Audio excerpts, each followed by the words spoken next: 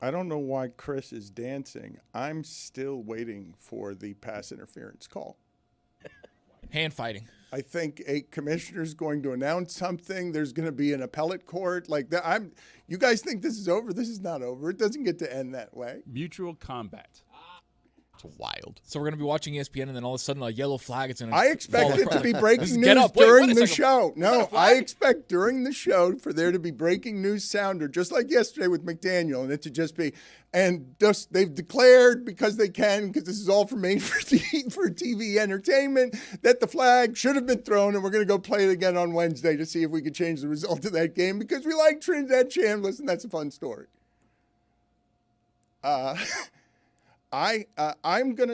Without trying to be prisoner of the moment, I'm not even making this up. I mean, this is the time to be prisoner of the moment, man. All the time we're like, oh, I don't want to be prisoner of the moment. Don't be prisoner of the moment. This is the moment. Be a prisoner. Lock yourself up, man. Throw away the key. I was simply floored last night by the surprise of something swooning through me that is not something I had felt in 20 years because I was scared. I was scared watching the game. Scared to be happy? Well, yeah, I guess. Scared to believe the happiness. Well, it's 20 years of football scars here after this is the program that taught us that winning was possible. This has always been the pride of this community. This is the best sports thing we've had. It's the most professional thing we've had. Before the Heat, before the Panthers, before any of it, it was this program growing out of this swamp representing this city in a way that brought it pride. Like, this program is my school, so I had school spirit last night, and I'm like, what is this doing here? Jazz hands in the school. You're like, yeah, Dana with pom-poms. I know, but this is so I didn't. You may have been concussed, but I didn't recognize it. I didn't like. What is this feeling? I didn't like. Go look back at me in the mirror. you're like the Grinch, like having a feeling. I'm having feelings like a 14-year-old. Can you get me the University of Miami mascot, Yama Yama, please? Because I want visuals. There's a former UM mascot during the glory days. His name was Yama Yama. And Michael Irvin, I just feel like, is running on fumes. He's got very little material left. He needs a team of writers. He didn't think it was going to get this far. Somebody help Michael Irvin get to the ending so he's not just spanking that cooler anymore with a belt. He's lived too much. He's won too much. He's worked too hard for his fame to be in the sad clown portion of, I don't have 2 games left in me. Look at what Deion's doing in Colorado. You got me on the sidelines with a belt.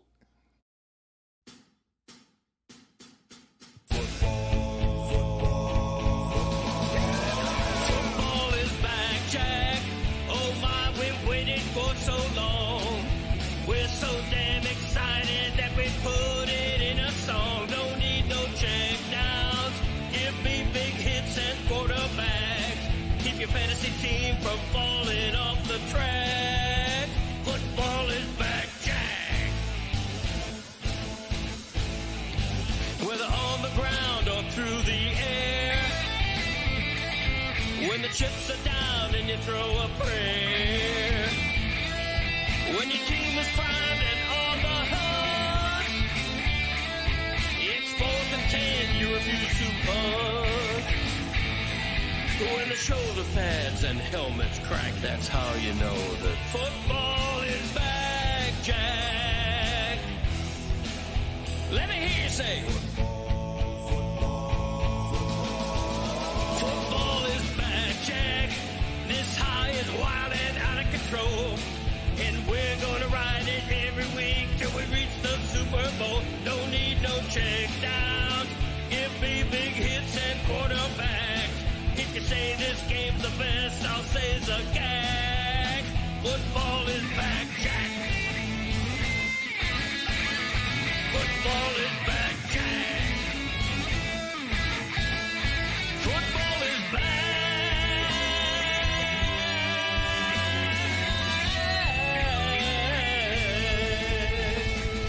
Football is back, Jack. Who's more exhausted at being the mascot? Michael Irvin or Greg Cody? Because I'm watching that video and wow, he looks really tired singing that song. Almost as tired as Michael Irvin with the belt. I would like to explore with America just the sad clown phase of Michael Irvin's career where he's I am wildly entertained by what he's been for 30 years, but he's been above this for a long time. Deion Sanders runs a whole program, and Michael's tired of being the mascot for this team because he thought he was going to end a couple of games ago. Now, it doesn't mean he doesn't love the program and that it's not totally sincere, because he does, and he cares like that. But at this point, he doesn't have this energy for just the repeat of the same act. I've just got a belt. It's cameras following me everywhere. Stop following me. I've always wanted you. This is too much. This is too many. Quit making me perform for you. He didn't have anything special last night. Nothing new. Like we should I want to relive this. He's I want to 60 see. years Let's see old, if he guys. brought any advancements in the bit. No, but he's an older person. He's tired. He's 60. He's been doing this for 35 years. He's been fame relevant for 35 years.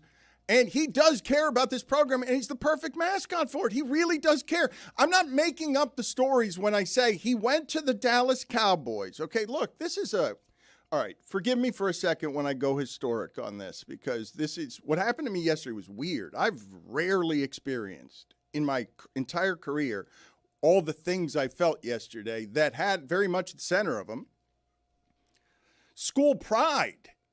Love how you say it that way. Well, but it's just like how many things are there in the world that you have a relationship with that is prideful? That is because you invested a bunch of time in that school and money, and it invested in you by birthing our entire careers here, because that program taught me to love sports, taught me to care about sports. And the only other time I felt like last night was when Jimmy Johnson lost with a clearly superior team against Penn State because he wouldn't stop throwing the football. And Jimmy Johnson, it's the worst regret he has. But his greatest allegiance, Jimmy's, wasn't to the champions in Dallas. Michael's isn't to the champions in Dallas. Their greatest allegiances is that they appreciate what this school built for Miami in this city to teach all the other people how to win. Michael Irvin was at the very start of that. He cares that way, but he's tired. He'd prefer to be coaching the team than doing this. You guys do understand that, right? Like, that this is Deion Sanders and Michael Irvin were fighting for the very same things 40 years of Florida football. It's the top of the food chain. It's crazy. It's best athletes you've ever seen keeping themselves famous for 40 years because it was Deion coming out of a limousine at Florida State. This is as good as sports can feel right here. And this team and this program is the one that helped us make it feel it. Like, helped us understand what that would feel like. I learned a new name last night. And the funny thing is I've heard it a million times on this show and never put two and two together. But this Malachi Toney kid is pretty good, huh? Malachi. You just noticed? I just got that. You've heard the Malachi I sound? didn't know what that was. I thought he was saying malarkey, but he kind of misspoke. And I was like, oh, okay. You didn't realize that Greg Cody's expertise about Malachi Toney, who did like some wizard, you've got to make that a catch just on general principle because he was able to do that. Like, you've got to you've got to keep the ruling if that was a catch and don't talk to me about the heel just on general artist principle. Toe went down first. Come on, what are we doing here? Come on. We all did the thing last night. I'm at my house with my wife, and she's like, whoa, what? It wasn't a catch. It ended up being out, but she the replay, what a catch. I'm like, kid's 18 years old. Should be a senior in high school. Dwayne Wade won an NBA championship with the Heat before he was born. So this program taught us what excellence looks like at the top of the food chain. And what I'm telling you, what Malachi Toney is unlike any player they've ever had. This is different than Santana Moss. This is different than Kevin Williams. This is different than Devin Hester, although Devin Hester's probably the closest thing there was to it. But Devin Hester was not this on offense. He was this on only special teams. Not only that, offensively, what he's able to do from a blocking perspective as a guy who's undersized at his position is unreal. He's the best blocker they have on that team. You're putting him past these legends? That's a move you just did. I'm going to say this, man. Like, that was a play where he blocked for Fletcher, and I was like, he's 18 and he's doing that? Like, set the edge on a forget about linebacker. the physicality as an 18-year-old to do that. The desire for someone who's that talented to say, no, I'm going to mix it up, I'm going to block. Football IQ. That's special. Okay, but if you agree with the history and understand the history of Florida, right, and just how it is that athletes in this state have ruled football and made it matter and been a source of pride to the nation. And it begins in Miami and with the recruitment of Miami and kids like this, where you're like, okay, that sport requires its players to stay in school for several years because they don't have the man enough of a body to do the violence in the adult world. What do you mean a freshman is putting up numbers there that everyone knows the ball's going to him and you can't do much of anything about it, and he's jumping 10 feet in the air and is clearly an athlete that's being feared by all the other athletes, even though he doesn't look physically like he's very big. And he's got braces. And he looks He's a kid. And he looks young. He looks young out there, except he's an electric power current, and you're watching in that game. So let's go over some of the details of last night's game because it was the flukiest thing. Miami was clearly better than Ole Miss, like just clearly and obviously better. And Trinidad, Chambliss, James, everyone enjoyed the idea of him possibly coming back, and that fourth quarter was wild, wild fun. And then Carson Beck at the end won Miami a game in a different way than they won the other two because they bought an expensive quarterback so that they could beat you a lot of different ways when the games came and the opponents were different. Can we just talk about their decision to trust Carson Beck there? When they had enough time, everyone was like in the group chat, like they should be running the ball here, and they just put the ball in Carson's hands, and he responded. The caretaking duties that Carson Beck, I don't know if you guys have read about some of the humanity of this, because the recruiter for Miami was quoted and interviewed that Carson Beck was a broken human being, that he's never, was quoted as saying, I've never seen such a broken human being. Oh, Mike said that? Angry, mad at the world, lacking confidence as Carson Beck, and not wanting to come back to college because of whatever the experience was of being 18, 19 with a world of pressure on you. But what you just saw last night was 7 years of college experience. Like, that guy's been playing professional football for a while. His record, he's got 41 of those games, okay? He's won, 36 of them, and 16 of the wins are against ranked teams. Like, he's played in a bunch of these. We've made a professional quarterback a little bit faster than we used to make them, and he's being paid like he's the professional quarterback at the top of that food chain. You saw what Lane Kiffin did with Ryan Clark in the pivot yesterday, right? Did you guys see that? That's not a new clip, but yes, it resurfaced. He did it when he was still with Ole Miss. That's right. And Lane Kiffin was bragging, look at what I did to that kid. When you look at storylines in college sports and the business of it, the business of it that's been fairly shocking the last 5 years, so shocked that you are that Lane Kiffin would laugh. What does Carson Beck know? These people, these adults, can ravage these kids in the pursuit of these things. Like, Carson Beck was a young man and had his psyche challenged by what this sport requires. And in the biggest moment last night, when they needed him to be the most expensive player, he was. And while running the football when he could have gotten sacked, when all of us were saying, Mario, why are you throwing here? Are you lunatic? A sack? You want to get an interception? Like, why would you just not hand the ball off? It's the most common and easiest thing. I was like, Mario, no. The championship game is when you do this, so we can have the greatest hit. Close. It was exactly what Chris predicted. I Like, no, it's too early. cannot believe that Carson Beck had the wisdom to scamper to his left when he was sacked. If he decided to just roll out a little more to his right, he's sacked and it's a disaster. And you're looking at, why did they throw the ball there? Especially when a couple plays before and a drive before, he had the pressure to the right side, and he had Marion running completely butt naked wide open on a crosser. If he just steps up and throws it to him, it's a touchdown there. So it was like the complete opposite. Learned from it, said, I'm going to run out this way and score a touchdown. The play was to Toney because all the plays are to Toney because you know that Toney is. I thought he had Toney. Like, there was a window for Toney, I thought. But they wore that Mississippi defense down, man. And that prime They had the example. ball for 45 minutes. Ole Miss tackles. But prime example would be on that Beck touchdown because that defensive tackle just collapsed. I heard get up. I heard the 5 seconds. The Joe Zagacki call of that. The guy who I don't know, like the guy with Joe Zagacki DBJ, yells in the thing. Go right. And he doesn't go right, he goes left because it was. That's crazy that you hear the guy telling him to go right. How disrespectful are you of Miami royalty that you just did The that guy to with the them. guy with Joe Don Bailey Zagacki? Like, TBJ. Chris Cody, how are you a journalist and sitting next to your father and you don't know the legends in this market? He said his initials. I don't even know Toney knew until Roy said What it. are you Dude. He was offended behind you. I I was at him. sickened by that. Look, Toney, Toney. I saw Josh Darrow on the sidelines. Toney is Miami to its core, and what we're headed toward here is the most Miami Cuban championship. Toney is such a huge Indiana fan today. Like Fernando Mendoza against Mario Cristobal, this is two generations of very different Cubans. And Mario Cristobal would chew the face off of. A rabid dog, Dan. Of the Cuban Fernando Mendoza's birth after him. Cristobal, look, man, Cristobal's crazy.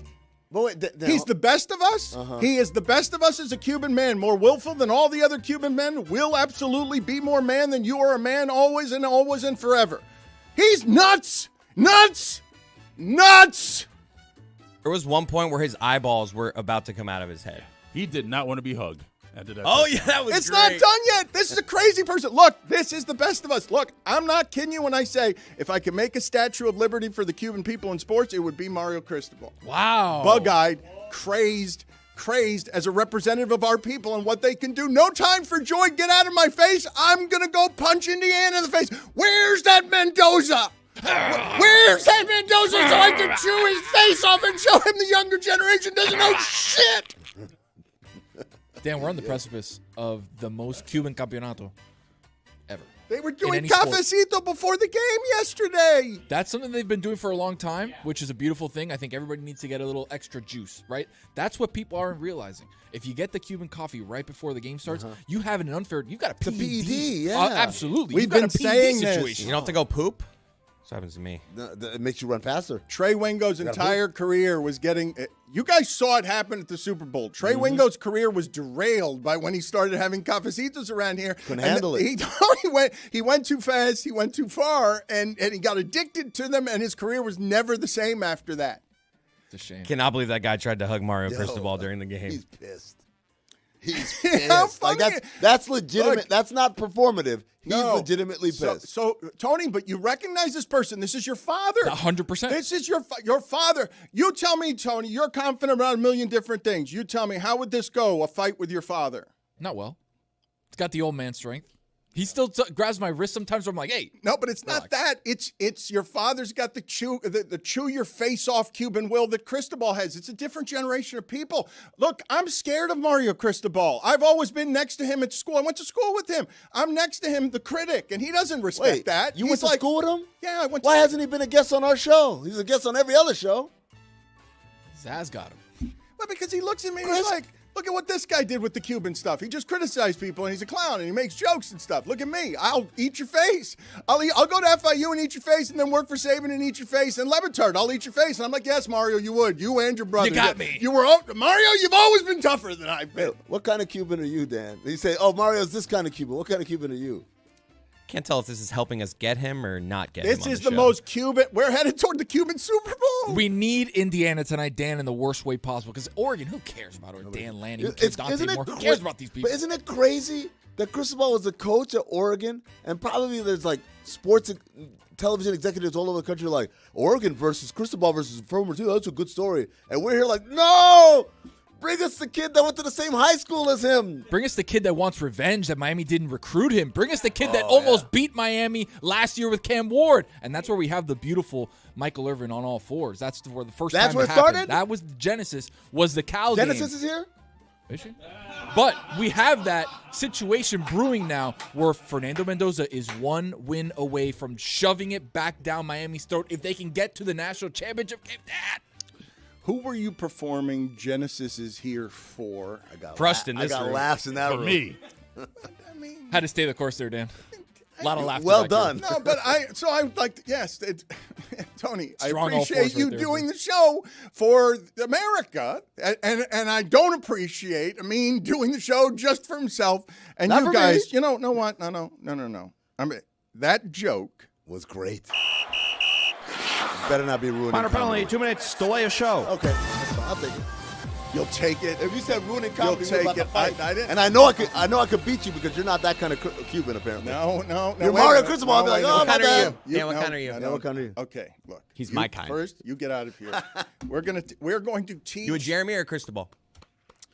We're going to teach America about Cuban Miami for the next week. You do not get these opportunities, okay? I'm just telling you, you don't. This best thing of ours in the history of the city, the thing that has created more personal pride in sports allegiances across generations. Miami was us against them, us against the world, own personality long before LeBron, Chris Bosh.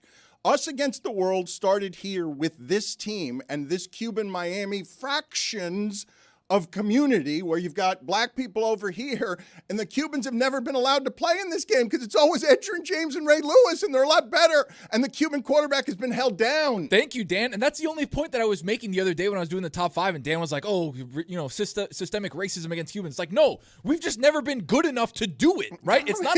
We've just been held down by our own genetics. That's been the issue. But now, Dan, now we're looking at the face of a very beautiful Fernando Mendoza, all the beautiful things about coming to America and Cubanism and everything. Give all the glory to God. And the voice. No, see, so here, okay, look, I'm not going to start making fun of Mendoza yet.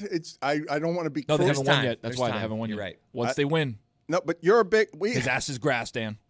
I want to give all the glory to God. And I like him respectfully, okay? He's like, it would be a cousin of mine. But his ass is grass if they win.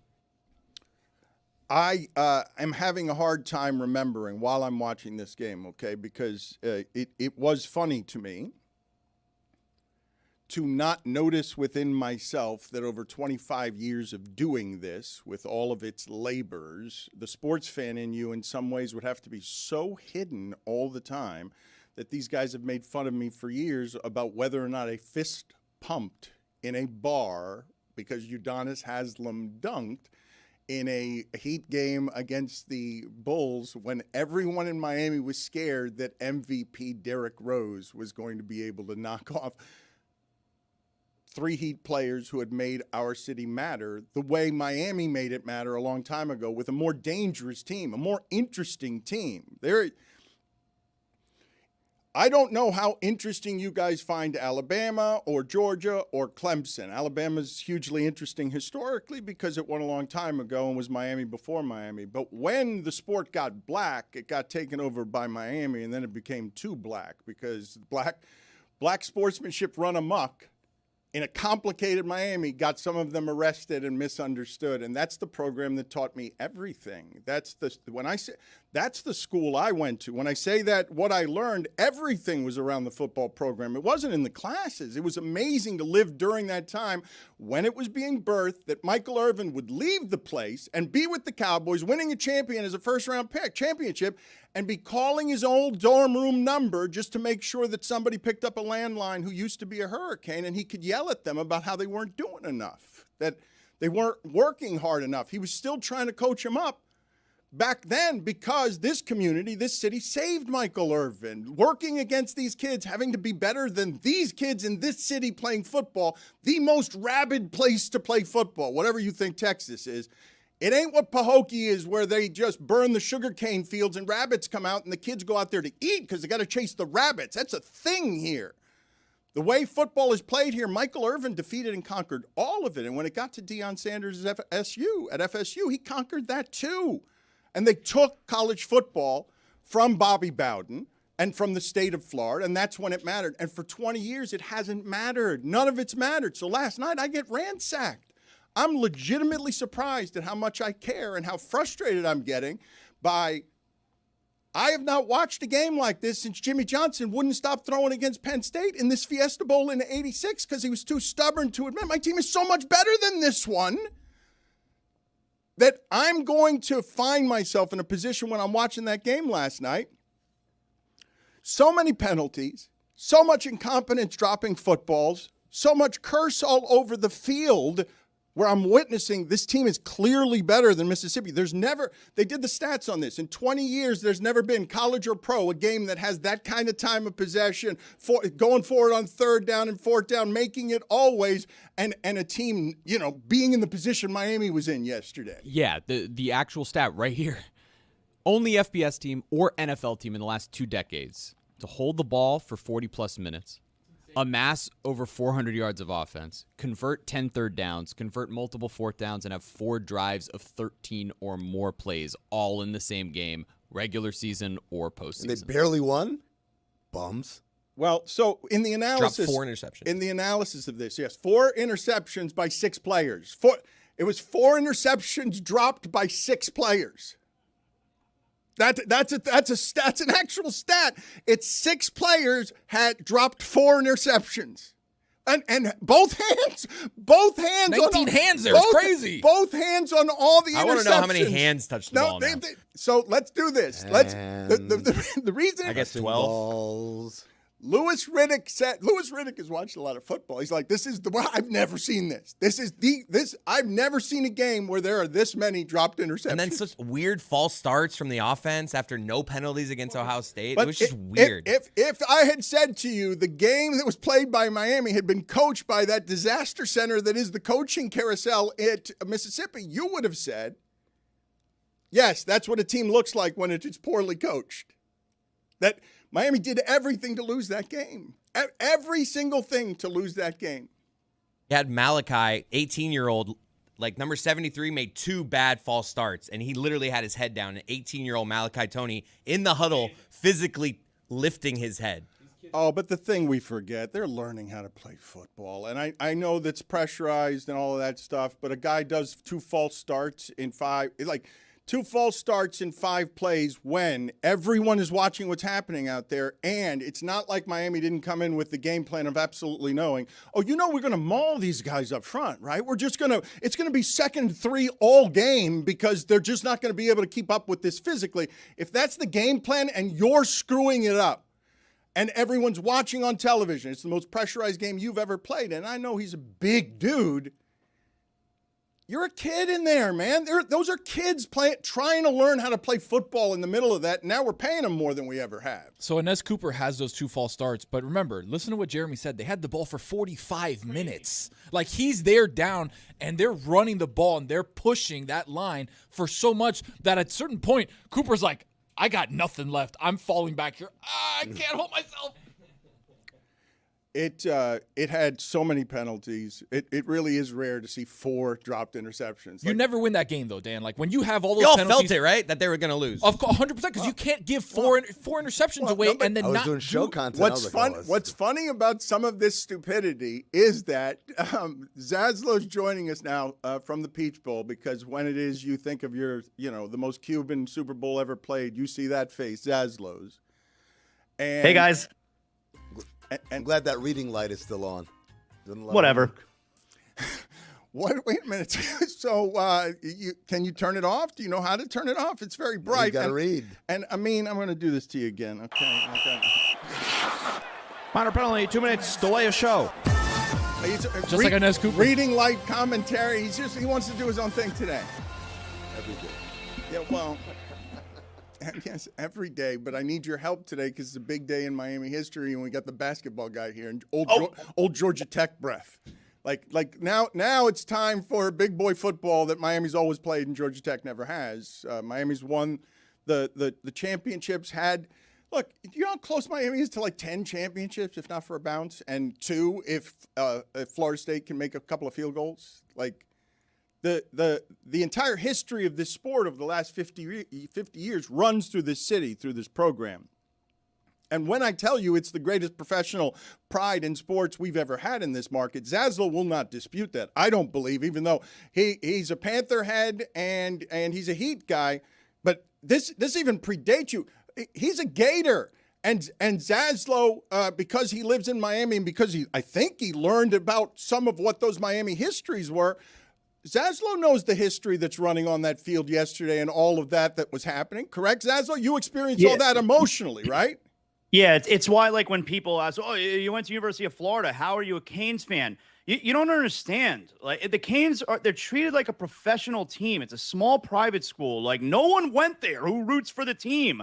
And when I was growing up, we had 2 teams. We had the Dolphins and the Miami Hurricanes. And the earliest of my childhood memories are my father taking me to the Orange Bowl. So obviously, I'm not going to stop being a Miami Hurricanes fan just because I went to the University of Florida. And last night, it's as exciting a win of my life because, I mean, the 4th national championship the Canes won in 1991, I was only 10 years old, all right? And when they won the title in 2001, I mean, they killed Nebraska. It's like there was no drama, but like the only other game that I can remember where I felt this way, it was back in '91, and I was at the Orange Bowl, and the Canes beat Notre Dame. It was number 1 versus number 2, and the Canes ended up winning the national championship because of it. But last night, that was like as great an experience watching the Miami Hurricanes I've ever had in my life. Guys, I have breaking news from a source, a highly placed source, saying that Zaz is a fake-ass Florida fan, that he actively roots for UM over Florida despite him being an alum, that he went to that UM Florida game earlier this season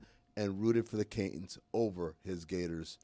You, sir, are a fraud, and we cannot trust your word on anything, because if you will betray your people, then how can we ever trust that you won't betray us? My people are Miami. I grew up in South Florida. These are my people. Miami, South Florida is my people, all right? You don't need a spy, to tell you the truth. I'm sitting here telling you, yes, I was rooting for the Hurricanes because guess what? That's best for business. That's best for business. And the Miami Hurricanes now, they're in the national championship, all right? So guess what?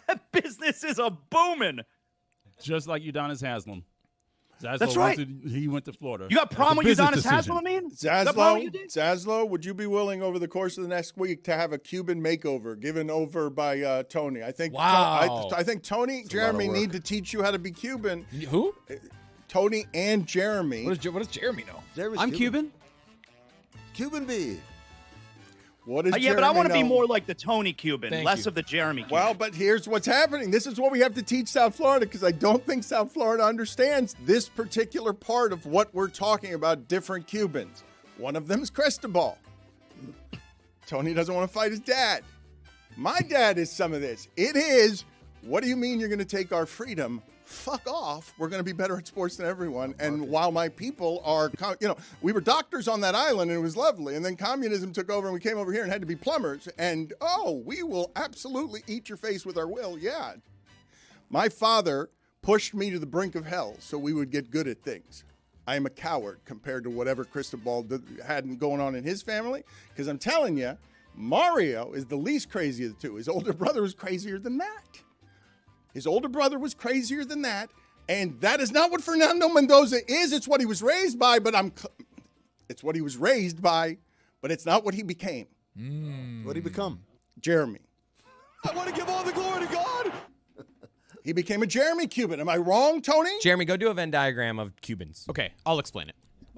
Let me go out there and I'll explain You're to not wrong, the though, Dan. to the class. You're not wrong. Like he's more Americanized, and that's fine. Like it is what it is, right? Like you come from a lineage of people that left the island, they came over here, they worked really hard, they became successful, and then the next generation became successful, and now you're in the successful situation.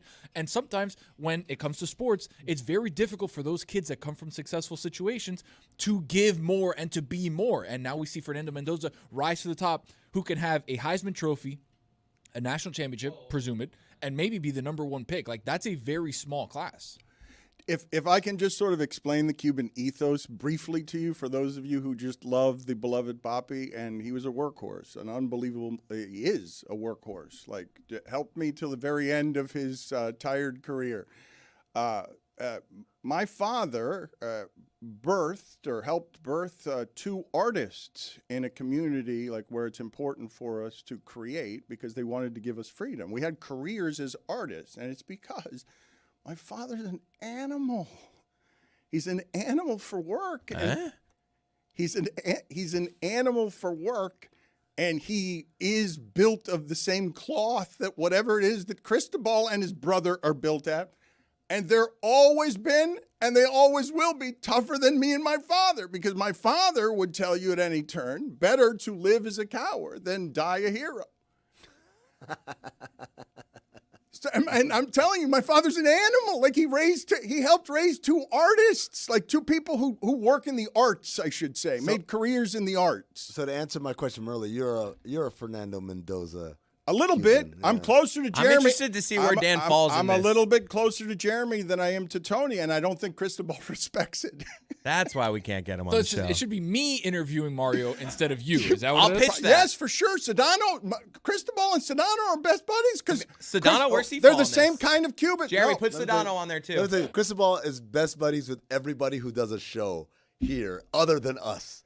It is kind of weird, No, don't you think? I'm telling you why it is. You guys need to go get Sedano to coach you guys up, Zaslow included. Oh, we need help on how to I appeal feel to like- I Mario. need help. I need help on how to be. that's- Look, if you're asking me how to be as Cuban as Cristobal, I will tell you I am not.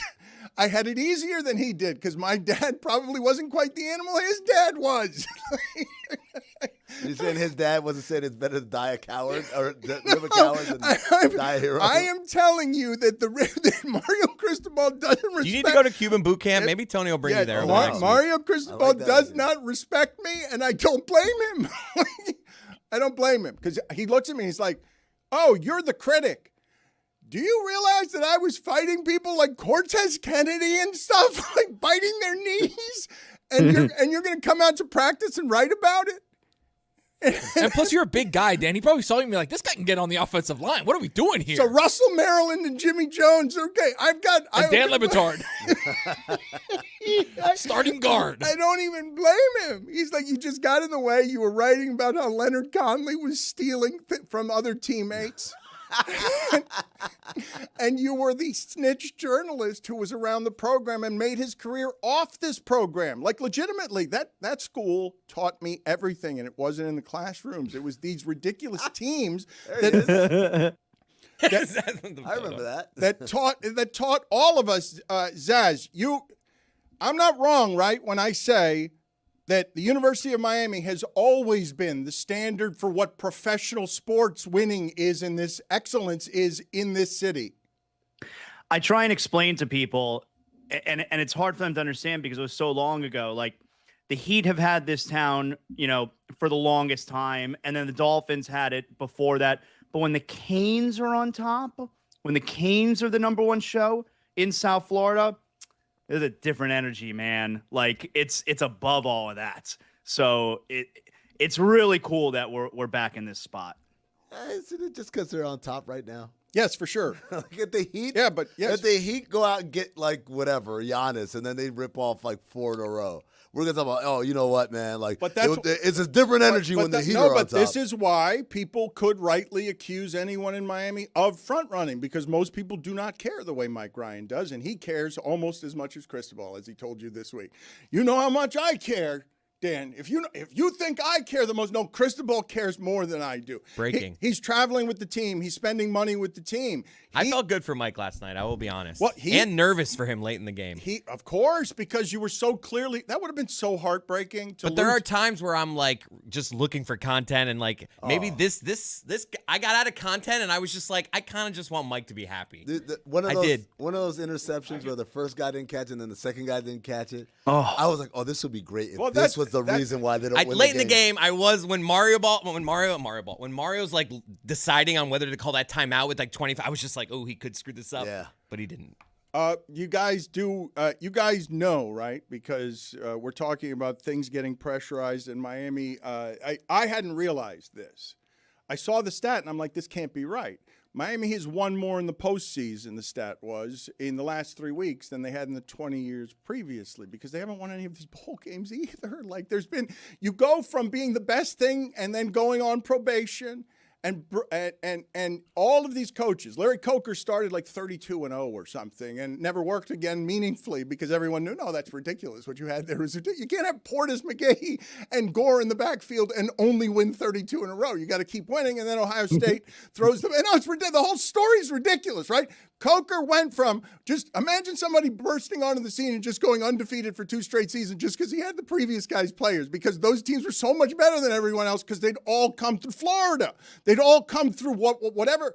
You win this city. You win South Florida in football, high school, anywhere else. You win South Florida in football, you can beat the country. And you mentioned the Penn State loss in the Fiesta Bowl. A lot of demons have been conquered this CFP. Ohio State, you beat Ohio State, got that out of the way. The Fiesta Bowl, after 4 losses, they finally get their 1 win. Exercised. Exercise is the word you're looking for. With an O, not an E, Dan. Don't worry. Exercise. I saw Dan getting the word exercise. What? Did you see that? You saw that I got scared of the word exercise? Yeah. How's your head, by the way? What's so funny about that? It's good. That was good acting. Dude, You had me. I was like, did he? That's awesome. I didn't. I tricked. I could. There's no For how way. bad that could have been. Good job, Dan. There's no way I tricked you into thinking. I did have a friend ask me whether that had happened. I'm like, you really think that would happen? You don't get it, huh? You don't get it. You don't get what I do? Part of the arts. I'm a clown. My dad, why do you part of think an Mario- artist. What do you not understand? I'm doing art. Why do you think Mario hates me? I'm an artist. You don't get it? That's the kind of Cuban I am. He's got the biggest game of his life, and I'm a clown in a park putting ketchup on my forehead.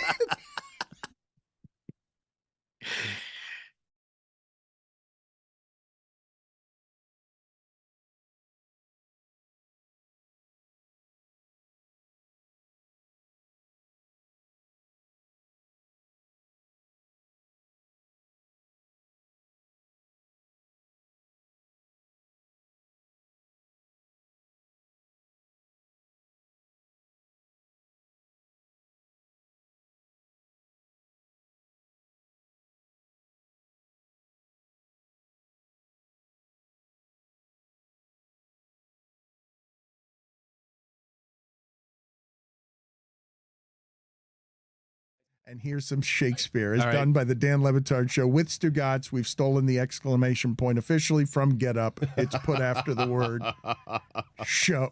So this is Act 1, Scene 2 of Macbeth. The stage instructions are: a camp near Fours. Alarum within, enter Duncan, Malcolm, Donalbain, Lennox with attendants, meeting a bleeding sergeant. I don't even know what that means. Jessica, you have played the role. All right, so wait, can we set the scene? Thank you, Mike. Can we set the scene, Mike, from high school? Can you give Chris Cody his motivation on, because he didn't even understand what Whittingham. Am I happy? Like, what, Am I Sergeant is distressed? bleeding. What, in what You're condition does the distressed... Okay, very good. Good confidence there. Let's have the music that we need, Shakespearean music, and let's see if we can find our note here. What bloody man is that? He can report, as seemeth by his plight of the revolt, the new estate. This is the sergeant, who like a good and hardy soldier fought gainst my captivity. Hail, brave friend! Say to the king the knowledge of the broil, as thou didst leave it. So true. Doubtful it stood, as two spent swimmers that do cling together and choke their art. The merciless MacDonald, worthy to be a rebel, for to that. The multiplying villainies of nature do swarm upon him from the western isles.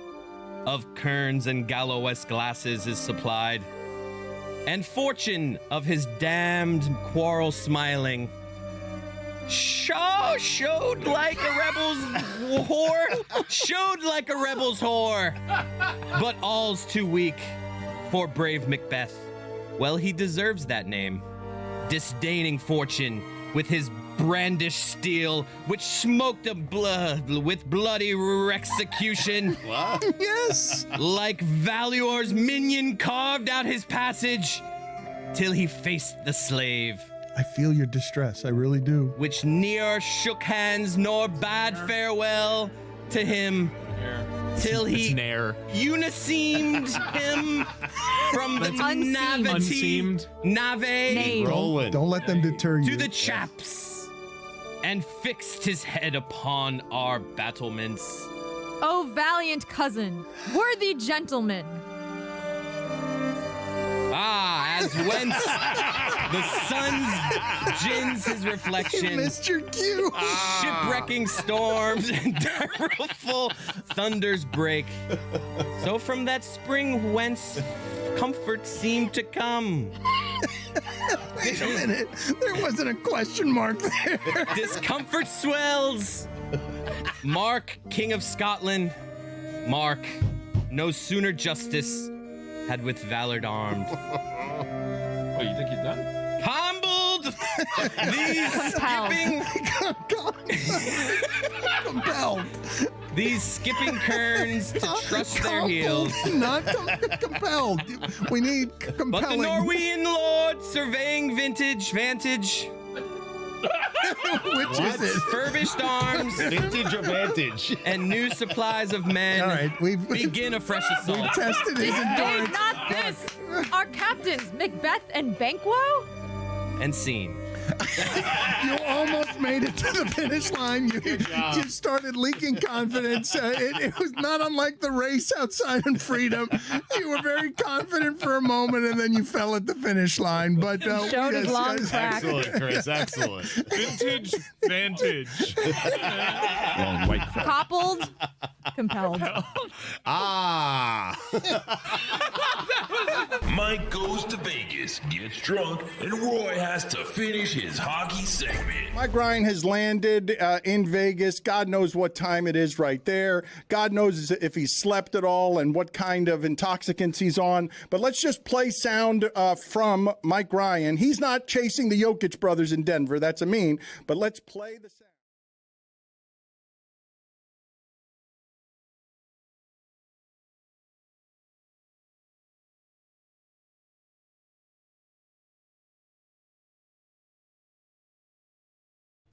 This episode of the Dan Le Batard Show is presented by DraftKings.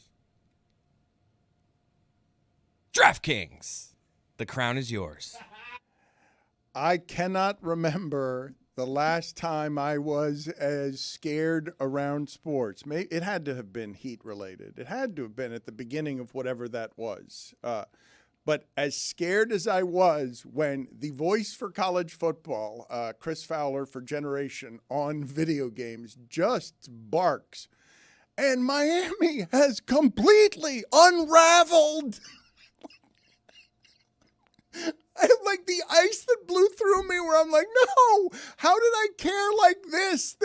That now it's late hits and their entire secondary is out of the game.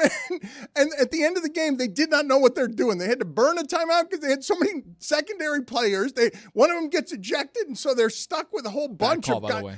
They're stuck with a whole bunch of guys in the secondary who shouldn't even be out there, and they're out there for the last 5 minutes. They were the receivers that were there trips to that side. They were like switching sides. So like one receiver would go to the other side, like that shell game, and then all of a sudden the DBs are looking at each other like, "Am I going here? Are you going there? What am I doing?"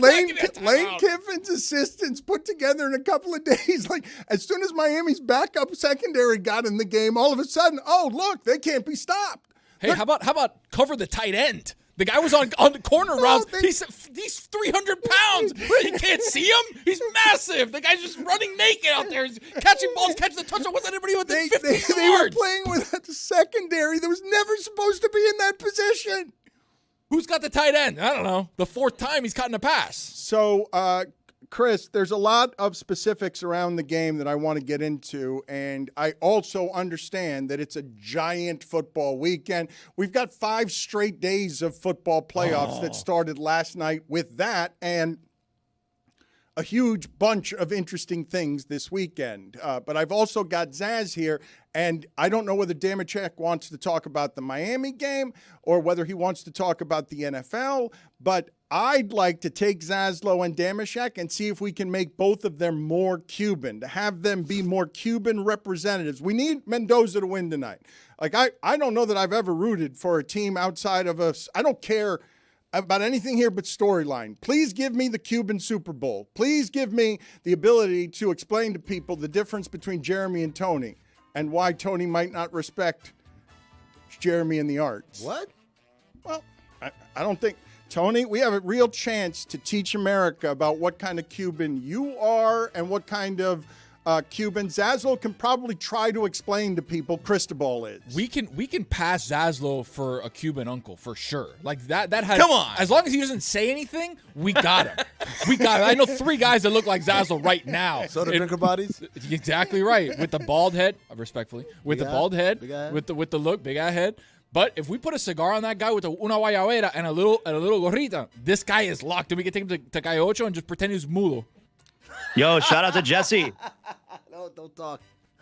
My uncle, he can't speak. Tony, we got a chance with your dad to explain to people what Cristobal is. We do have a chance because it's the same family of stuff, and I'm guessing your dad, who can kick my ass. Your dad. Respectfully, yeah. So we're just punting on getting Cristobal this week.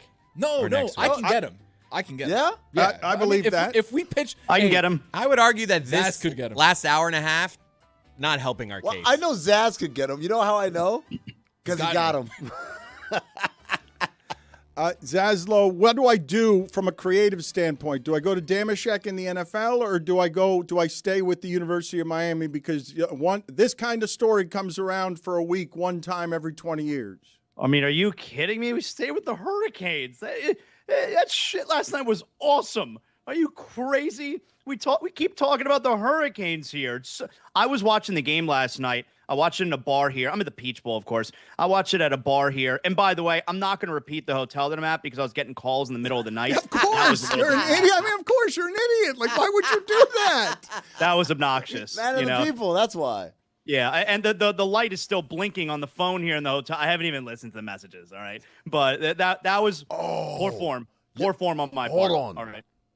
As a bit though, you need to Gotta record all the record those, yeah. voicemails Yeah. and then play them for us. Of course, that's look, Okay. we must. Okay. What you did yesterday, while So stupid. while dumb, while extraordinarily dumb, daring our audience to find you while while giving them the hotel, and thinking your lame pseudonym would Jack Spade. Yeah, we got Pablo Torre finds out fans.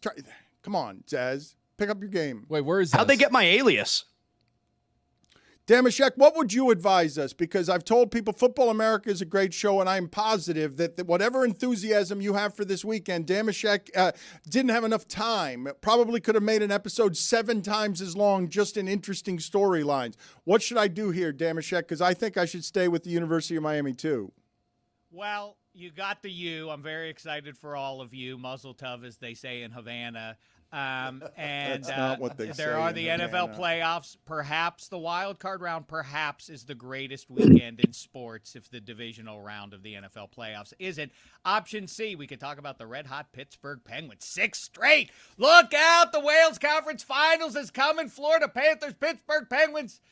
Revenge, finally, for 1996, what happened. Listen, I think, Dan, what you're wishing for, I don't know if I understand the wisdom behind it. I understand it from a content, from a narrative standpoint, and I can scream it as an Indiana Hoosiers fan.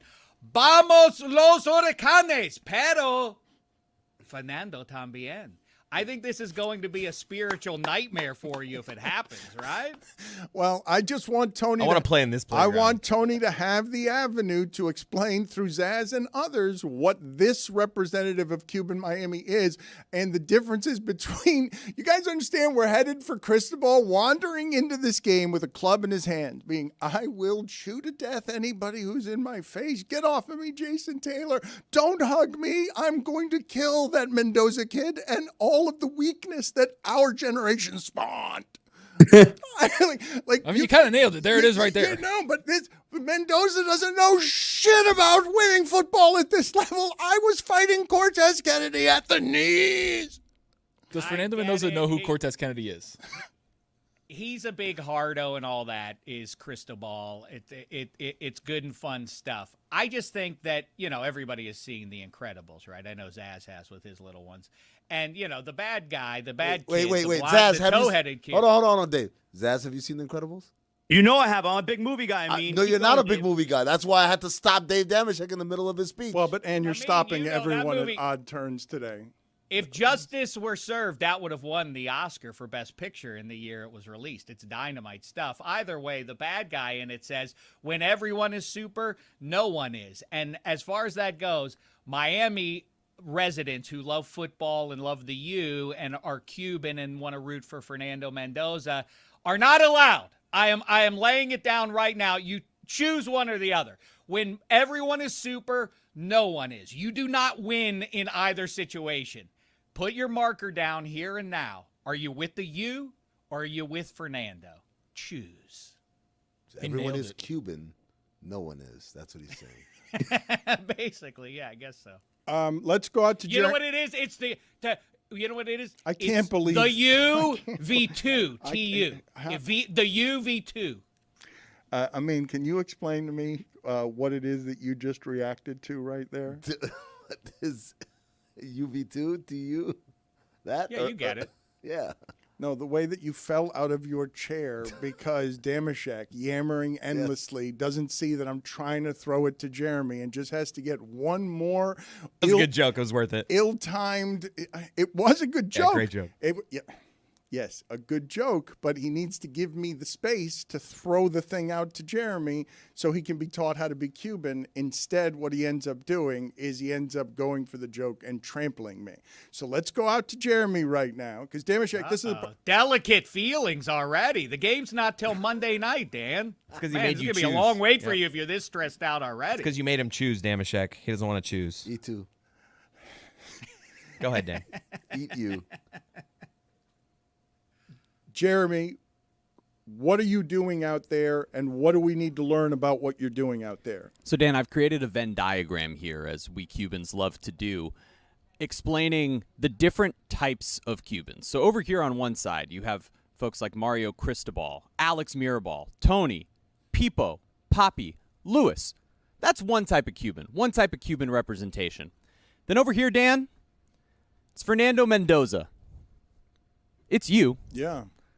And it's me and my brother who are over here. This is also where every Cuban who actually goes to the University of Miami would go.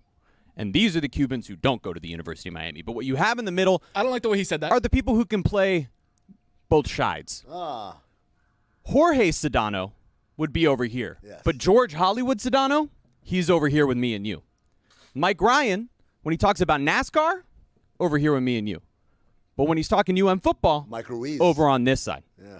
And Marco Rubio, I mean, that guy plays both sides. When is Mike Ryan going to appear on the show? People want to hear from Mike Ryan, and I didn't know where we were with locating Mike Ryan. He's in the air right now. He took off on a bird. He took off from Phoenix at 9 a.m. our time, so it doesn't really work out. So my guess is that he's as happy as he's ever been after a sporting event, and because this is the only team that he's financially and emotionally invested in this way. And for the people who actually remember the best parts of what Cristobal remembers about the University of Miami campus itself, the community of people around that school, even with people who don't go to that school, who spend on that school, are the people who keep it afloat on that corner of Coral Gables and develop real community there. Like Mike Ryan's family life is embedded in the fabric of trying to make that school matter. And he helped make them better over the last 5 years because he's in the business of helping make them better. I think it's an interesting point, too, is like Miami's school is FIU, right? Like by volume of sheer people that go to the school. University of Miami is a very small school, private institution, costs a lot of money to go. You have to have really good grades to go, right? Mm-hmm. And the push, the love that people have that didn't even go to the school shows you how much a connection point it is for the community. Because what other school around the country is like, oh yeah, it's a small school this big and everybody loves it that lives in the city? USC. I was just about to say that. Yeah, USC is one of them in Los Angeles, and for many of the same reasons, right? Yeah. Because a school is a symbol for its community. But what I'm telling you about thank you for pointing out that part of it, because it's another reason that Mario Cristobal and my father and whatever it is that raised them, it has a Cuban stereotype caricature. We all recognize the man. They're all very similar. They were animals about ambition, and nothing else mattered. Nothing. It's Sedano learned at that age. Just a whole bunch of people. Jorge or George? See, that's a good question. He went Hollywood, and I'm guessing no, but he'd connect with Cristobal a hell of a lot better than I would because he's been on the show. He's better at faking it. He's more Cuban than I am. No, Sedano is more Cuban than I am. Yes, Sedano is. But he also knows how to all right, where am I right now? Who do you need me to be here? Green juice? Skill. We're drinking green juice now? Okay, I'll be George. You're saying Sedano. that George is a chameleon? How dare you? I said it as a compliment, wherever I'm at, I can be what you need me to be. How do we teach Damashek and Zaslow to be more Cuban? Is Jeremy doing this? Was that helpful, Jeremy? Was that? Did you guys find Jeremy helpful, Damashek? Oh, see. I don't know yet about Damashek. I don't know what he's doing. I'm on to him, though. I like it. I'm on to him, though. You could totally pass for Cuban. You're right there just with CC. These are very limited. That was passable for you, huh? Well, Cuidado, Dan. Cuidado. Zaslow, do you understand what Jeremy's saying there? I do. I'd like to know, what was the strategic move of where he placed me outside the bubble.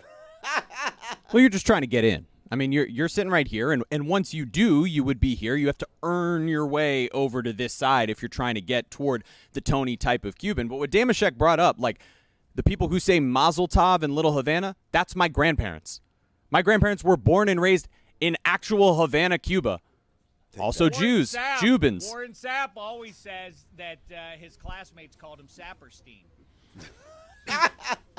How did I get in? I'm in the bubble right there. Honorary Cuban. Yeah, Tony made sure that you were there. I've bestowed that upon you a thank couple you. times. Yeah. How did Amin get in there? Because Tony wanted him there. Lots of picadillo. Okay, so you just No raisins in mine. He loves No the raisins Kendall in Flame. mine. Breakfast wait a long? minute. How He much? loves the Kendall Flames. Then he's bestowed an honorary Cuban, kind of like an honorary doctorate. We gave Amin. I talked to the congregation. We gave Amin honorary Cuban. Not only honorary Cuban, but on the good side, not on the Exactly. Cristobal side, Good not on the artist side. Good side. I think Exactly it's right. great from an outsider's perspective, something I was not particularly steeped in, but now am listening to you guys and experiencing all of you. The three-headed monster of Florida college football and the rise of the trio of teams at about the same time. I know that that Florida State was maybe a tick ahead of the U and Florida's bounce back and all of that. I love listening to you guys talk about the rooting interests and all of that. I don't think football America at large is as tuned into it. And Zaz, I think what you express is exactly what, obviously that exists regionally. I grew up in Pittsburgh. A lot of people go to Penn State, and how you root Pitt v. Penn State.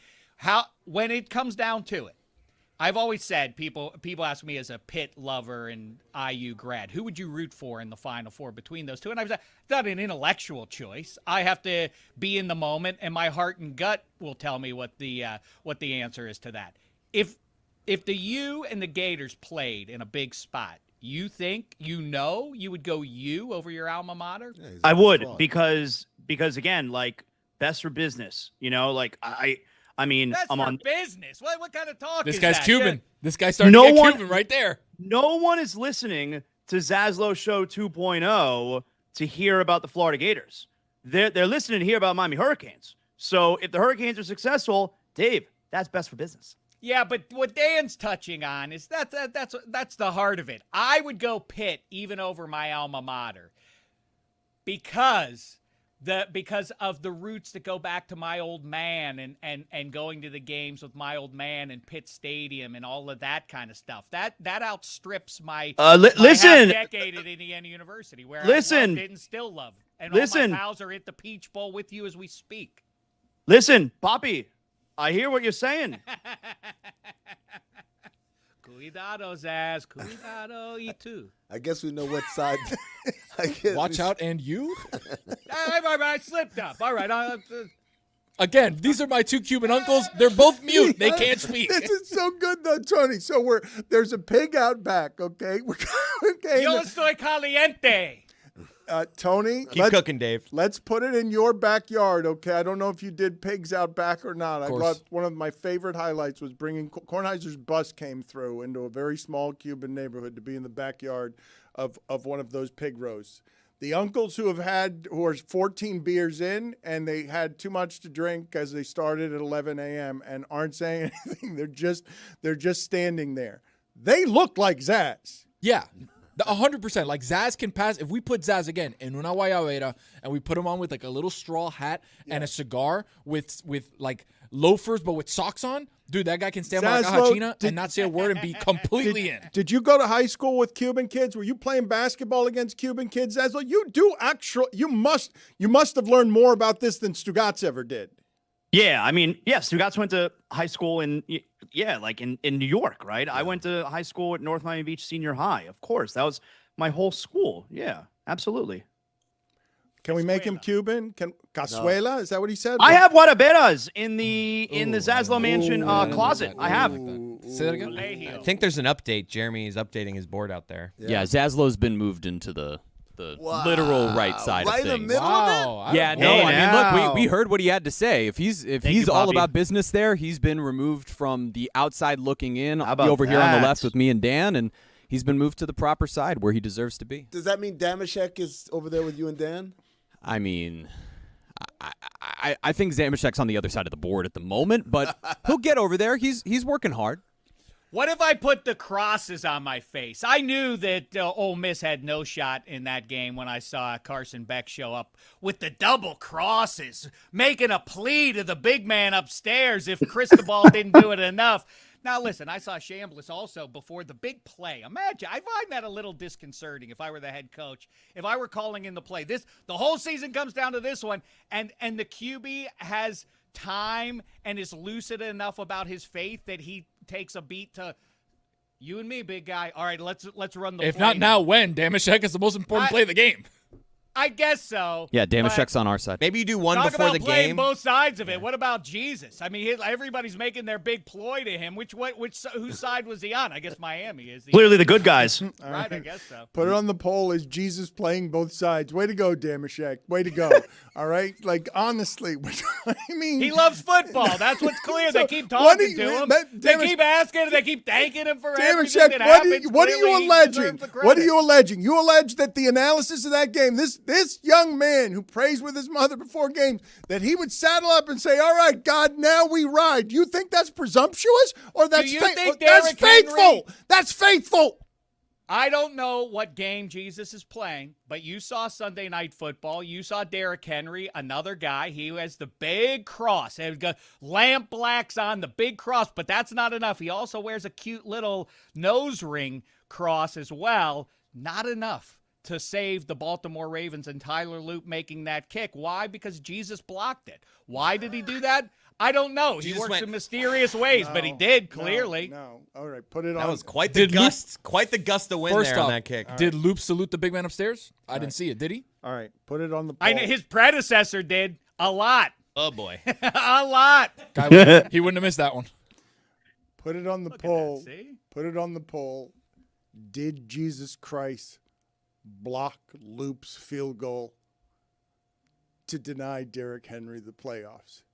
Was it Jesus Christ blocking that? Chris, you're going to keep doing the blowing. You're making him Superman. Quite a gust. You're making Jesus have the breath of quite Superman. the gust. Jesus, according to Chris, is blowing it. In my mind, Jesus is running out there and just like swatting it like that old Stuart Scott commercial. With sandals on. Like an Angels in the outfield, Yeah. Christopher Lloyd? No, like, not like literally on the field, like affecting the ball. No, like, yeah, I think about it playing like hacky sack with the Stuart baseball Scott in while that the Sports Center shortstop- commercial where he's playing with the little kids, and then he just swats it into the fifth row. Like that's I got Jesus doing that. He's like sprinting. He's got the robe. He's got sandals on, and then here comes the ball. Get that shit out of here.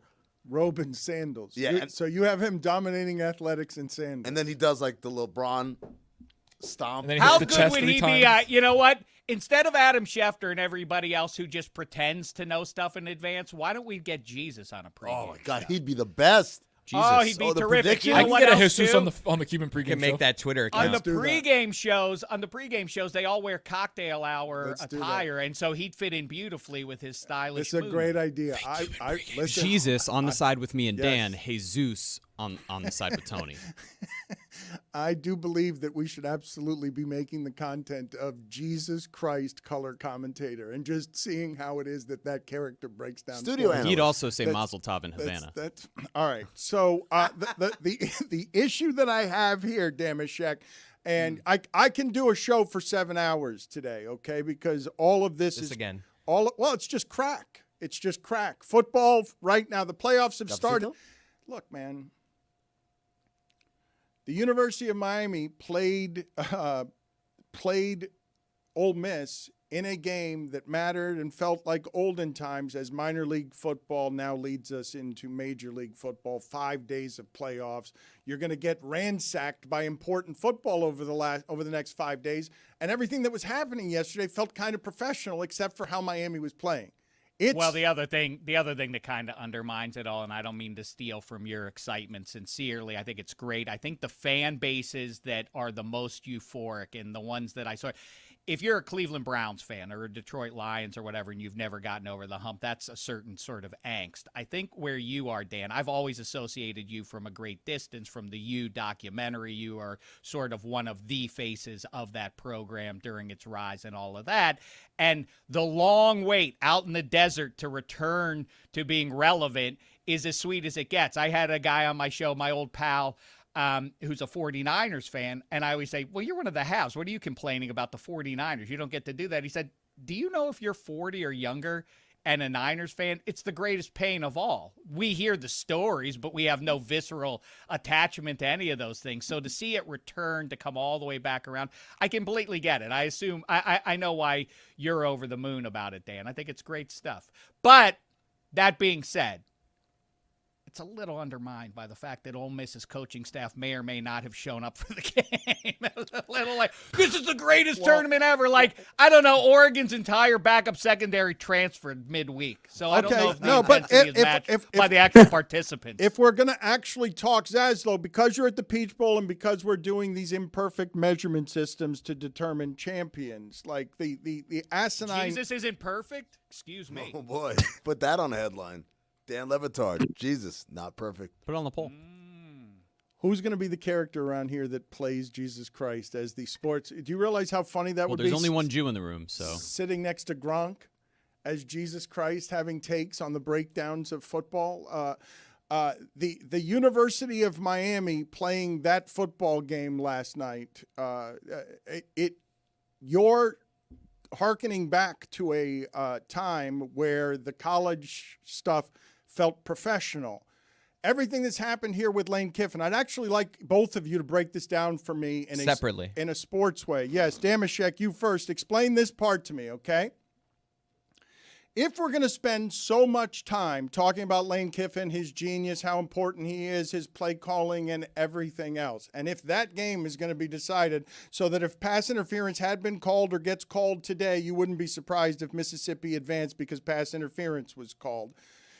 If we're going to make Lane Kiffin a guy who's worth that much money, doesn't it stand to reason that everyone listening to this would understand that if Lane Kiffin was coaching that game, he would give you a advantage that would represent the result that is the difference between winning and losing when the game is that close? Like, what is Lane Kiffin worth if we can't say flatly he would have won that game because whatever the advantages were that he had, he would be able to win by one score because he's the great Lane Kiffin? Yo pienso que... no, I'm sorry. I think that you're absolutely right, and that's sort of the Shakespearean tragedy of it. Much like his predecessor running down the Baton Rouge because he thought he couldn't win the big one at South Bend, and then Marcus Freeman got the Irish much closer to winning a national championship than Brian Kelly did. Lane Kiffin bails right on the eve of that team maybe winning the national championship. I completely agree with you. He had to be absolutely sick. I think that's a fun question.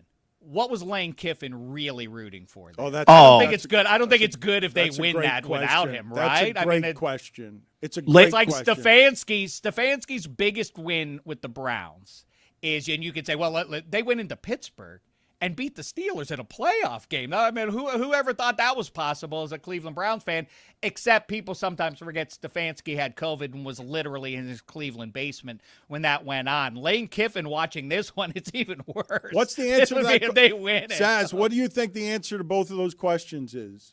I think Lane Kiffin was the big winner last night. Like, who cares about Lane getting the bonuses, which LSU was going to pay, by the way. Every time Ole Miss wins, LSU pays Lane Kiffin money. Who cares about the bonuses?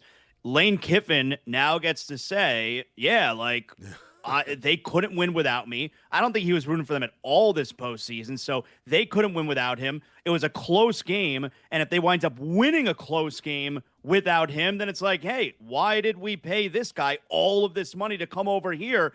So I think Lane comes out smelling like roses after last night's game, and he gets to take with him to LSU now. Hey, they couldn't do it without me. That's why I'm here. There's no way he was rooting for. The NFL news, it never stops. A new GM in South Florida. Dolphins are finalizing a deal to hire Packers VP of Player Personnel John Eric Sullivan as their general manager. I don't know that fool. Sources, according to Adam Schefter. Yeah, what happened to the $50 million to John Harbaugh? That's the GM. I mean, they still could do that. Because they you know, 50 still to do that. Yeah, sure, okay. Hey, They're not very going to. quickly, may I say, who canceled that you guys are falling all over yourselves for John Harbaugh? I understand he had a real good run and a lengthy one in Baltimore, but are you paying attention to the fine print here? The idea I get also that you're coming off of a very severe personification of the clever offensive coordinator, and so now you have to swing hard back in the other direction. You want a foreman, a great overseer of all things football operations, not really an X's and O's guy, but man, oh man, I really think if the assumption is not just from the teams falling all over themselves to get John Harbaugh, if he thinks he's going to walk into, say, Cleveland or Miami and get the same results that he had in nice and stable and loaded up in terms of talent, Baltimore, I think both sides have another thing coming. And you know who agrees with me? This guy. There he is, the man, the myth, the legend himself. Did you see who that was, He's Dan? a man and a myth. Was that Jesus and a pencil? I don't know what that was. I don't know what what was that. You know what? I found him. We went to the Jesus? amusement park around the holidays, as Jews do, and I found this guy sitting on a bench. Me and Jean-Claude Van Damashek were just sitting there, having some fries or whatever, and they're like, look at this. It's Jesus Christ, but he's a toy. He's a man. He's a myth. He's a legend, and now he's a toy. Zaslow, the Lane Kiffin question, though, if we were to try and do it empirically, what's he worth that we could say now LSU that LSU just cost Mississippi the championship if you believe a coach is worth anything, because a bunch of guys doing half a job, they almost took out Miami when Miami was clearly better in every way, in one of the flukiest results you will have ever seen, because Miami almost coughed up a game to a bunch of coaches who were working part-time. That almost happened last night. I'm still expecting Carson Beck to be sacked, turn it over, and interception so that I could be doing the show. Why are you throwing in that circumstance? Yeah, that's the point right there. Is Ole Miss got dominated, and they were still in the lead late in the fourth quarter. And they wind up losing. Lane gets to walk away and say, yeah, that's why you hired me. You see how much I'm worth over there? Like, we were so good over there that even when we play bad, we're in the game. You don't think we would have won if I was still the coach? Are you kidding me? That's why I'm here now. No, Lane's a huge winner, man. Not joy, Zaz, relief for Lane, right? Yeah, like, thank the toy named Jesus that they didn't win that game without me, because now it ruins my debut in Baton Rouge. Yeah. So, yeah, totally. Yeah, because if you had it as joy, I would ask you calling him a liar when he tweets out amazing effort and grit, Ole Miss football, best season ever in the history of Ole Miss, heart emoji, love guys, and then a heartbreak gif, which is kind of weird. He also tweeted that it was pass interference at the end. Offensive pass interference. Give me till the end of the day. This is going to get called. I believe there's a chance that while we're on the air today, there's a ruling from some conference somewhere, and they're going to bring out that wet sock from the NCAA again. He's going to say, you know what, it was pass interference. He was totally holding the Canes defender's arm down. He was hooking his arm. That's correct. They let it all go at the end because somebody could look, I've seen people shiv other people at the end of that game, whether it's 30 yards out or 50 yards out. You're allowed to do whatever the hell you want. Like, everybody's jumping up for the ball, and it's just chaos. We're not going to call pass interference. Otherwise, every play in that sport would just be to throw the ball 50 yards and see if you could get pass interference. That's right. And they really are. I mean, the bottom line is Dan is right. He's trying to take the lesser of two evils with this. It is PI, but what are you going to do? Are you going to start throwing that flag in big spots at the end of it? But Damashek, look, the part that's funny to me about this is the team that was poorly coached doesn't have Lane Kiffin. 18 seconds left. They could have won that football game. That was an eternity, by the way. If I told you that happened to any coaches anywhere, how did you let them get down the field in 18 seconds? What kind of incompetent are you? How much better would Lane Kiffin have made their 18-second offense than they're throwing into the end zone at the end of the game because Chris Fowler is yelling, and Miami has completely unraveled? By the way, I love Chris Fowler. But on the pass interference, that was blatantly a face mask. He's like, I don't know if they had enough to call a penalty there. And I was like, Chris, what? What? You play tennis down here. Give me a break. Respectfully, what are you doing? I love you, but come on. He's on the side with me and Dan. How did they take back that targeting call, by the way? That was also BS. All right. They were holding Bane all night, both, Dan. Both targeting. Well, Bane was quiet. They were holding him. Of course it was quiet. They had him around his neck. There weren't enough women for me to make fun of. Oh, I got what Amin was trying to do there. Okay. No, now is not the time for fear. If you Not a tea. all right, Grab the coffee. All cup right, to do so- that into no, the mug. I'd Let like my boy cook. Damashek, I like your Bane in the coffee cup, so I would like you to address this this way, please, because I have a criticism for you. Okay. Oh. And so I'd just like you to defend yourself if you can. As Bane. I don't know why it is that you're so flippant, liberal, and elite that you think it's okay to come on here and blaspheme again and again with this toy Jesus Christ of yours, like just alienating a group of people as you mock Christ our Savior. Because Fernando is my QB, and he clearly has a close relationship with Jesus, and so I think that he can get me off if I get charged with a spiritual misdemeanor. I want to give all the glory to God. You have a toy Jesus just around your apartment so that you can mock the people who worship Jesus? I told you the tale. We found him sitting on the bench. It was a sign. It was right before Christmas. Change your ways, Dave. And so I brought him home. I stole Jesus. Was that wrong? I found him sitting on the bench. So somebody must have left him behind. Maybe Jesus wanted me to find him, but more likely a child left this behind, which begs the question, what kind of family sends their kids to the park and the kids are playing, here, play with Jesus? What do you play? How do you play? What do you do? Like when you're a little kid, like, I'm recreating this biblical scene, or what do you like? What was this kid doing? And then Jesus, of all the ones to get left behind, it's Jesus Christ. I don't know how I'm supposed to take it. You do the adventures of Jesus, and it's Jesus and his best friend Spider-Man and Optimus Prime. They all go and they fight in a war against the Decepticons or whatever, and that's what you do. And Thanos v. Jesus, who wins that one? Man, you got to go Jesus, man. Does he have the Infinity Gauntlet? We have produced an AI video of Cuban Theo Zaslow at the barbecue. If he does not speak, round of face, and we want to put this up for inspection. That's good AI. Not enough soda. So there, we have all seen that guy. We've all had beers on a Saturday and a Sunday watching football. Good likeness. Let's make it clear, that's not AI. That's the crack Photoshop work of our team. That's not AI? I like it. Damashek, before we get out of here, there are 50 seconds left, and that's not enough time for you to break down the NFL playoffs. So this is the chance. Okay, but this is the chance I'm going to give you here. Okay, at the start of the next segment and the start of the next hour. Okay, because I do want people to listen to Football America because it's a very good show. I want for you to give me, as quick as you can, the 5 most interesting things headed into this round of playoffs here. And if people want more coverage and enthusiasm and inspiration, I know you love football and you're a lunatic about it, so we will send people to your podcast, but start the next segment with the 5 best things this weekend and make it quick. Okay, don't be the yammering knob that can't be stopped. Make it quick. All right. Keep in mind that for all the advanced analytics hand-wringing about the sample sizes are too small in the postseason, you can't judge a quarterback based on whether or not he wins in January. Yes, I can. I'm yes, up against the clock. That's how history He's already is I gonna said be. make it quick. You better do this well. Everybody cannot That's win the coming Lombardi up Trophy. next! Somebody's getting one.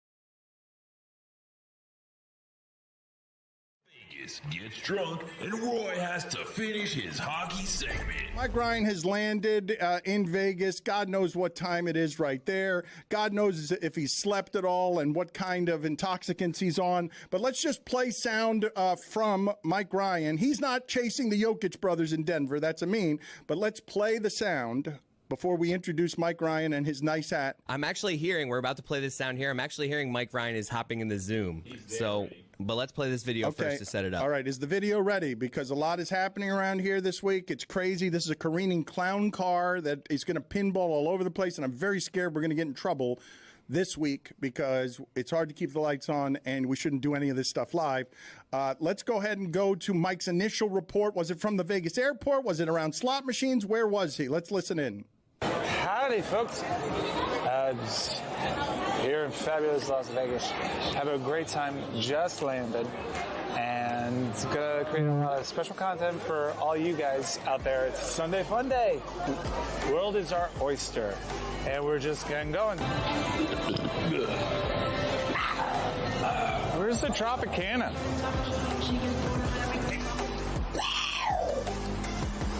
It's the wrong kind of big cat.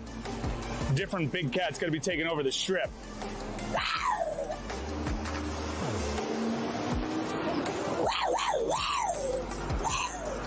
Let's get a drink. Welcome to the world famous Las Vegas Strip. As you can see behind me, man, my battery's dead. No, I have a. There's a battery store right in there. Battery store, right? There's a battery store right in there. I'll come back. Wait. Be right back. Yep. No, you want me to get it? No, I'll get it. Yeah. Be right back. 5 minutes. 5 minutes. 5 minutes. Just 5 minutes. He's got a gambling problem. That's what this is going to end. Hello? Hello, Miguel? Michael? Is this Mike? Michael, you want Michael? Is this Mike Ryan? This is Michael's friend. Hey, listen here, okay? D1, okay? Do you know what D1 means? D1 means don't worry about nothing, okay? Don't worry about nothing. Miguel, he's in good hands, okay? That's all you need to know. He was kidnapped, but we have him in the Zoom. Reach Mike Ryan. No, you'll see Michael. You'll see Miguel. You'll see him tomorrow, okay? He'll be okay, man, hey, let him know his producer, John, is trying to reach him. He'll know. I got you, okay? I'll leave a message, okay? Get some mask, okay? Miguel, hello, okay? Unbelievable. Unbelievable. Samahani, okay? Go Panthers, go Panthers, go out. Meow. Take care, okay? Ciao. I mean, we sent Mike to Vegas on a Meadowlark account. I didn't know we had sent John Reed to Vegas on a Meadowlark account. Do we trust him enough to have him in Vegas? I don't know. Gotta have a producer. I don't know about that one, Dan. Mike Ryan, thank you, Tony.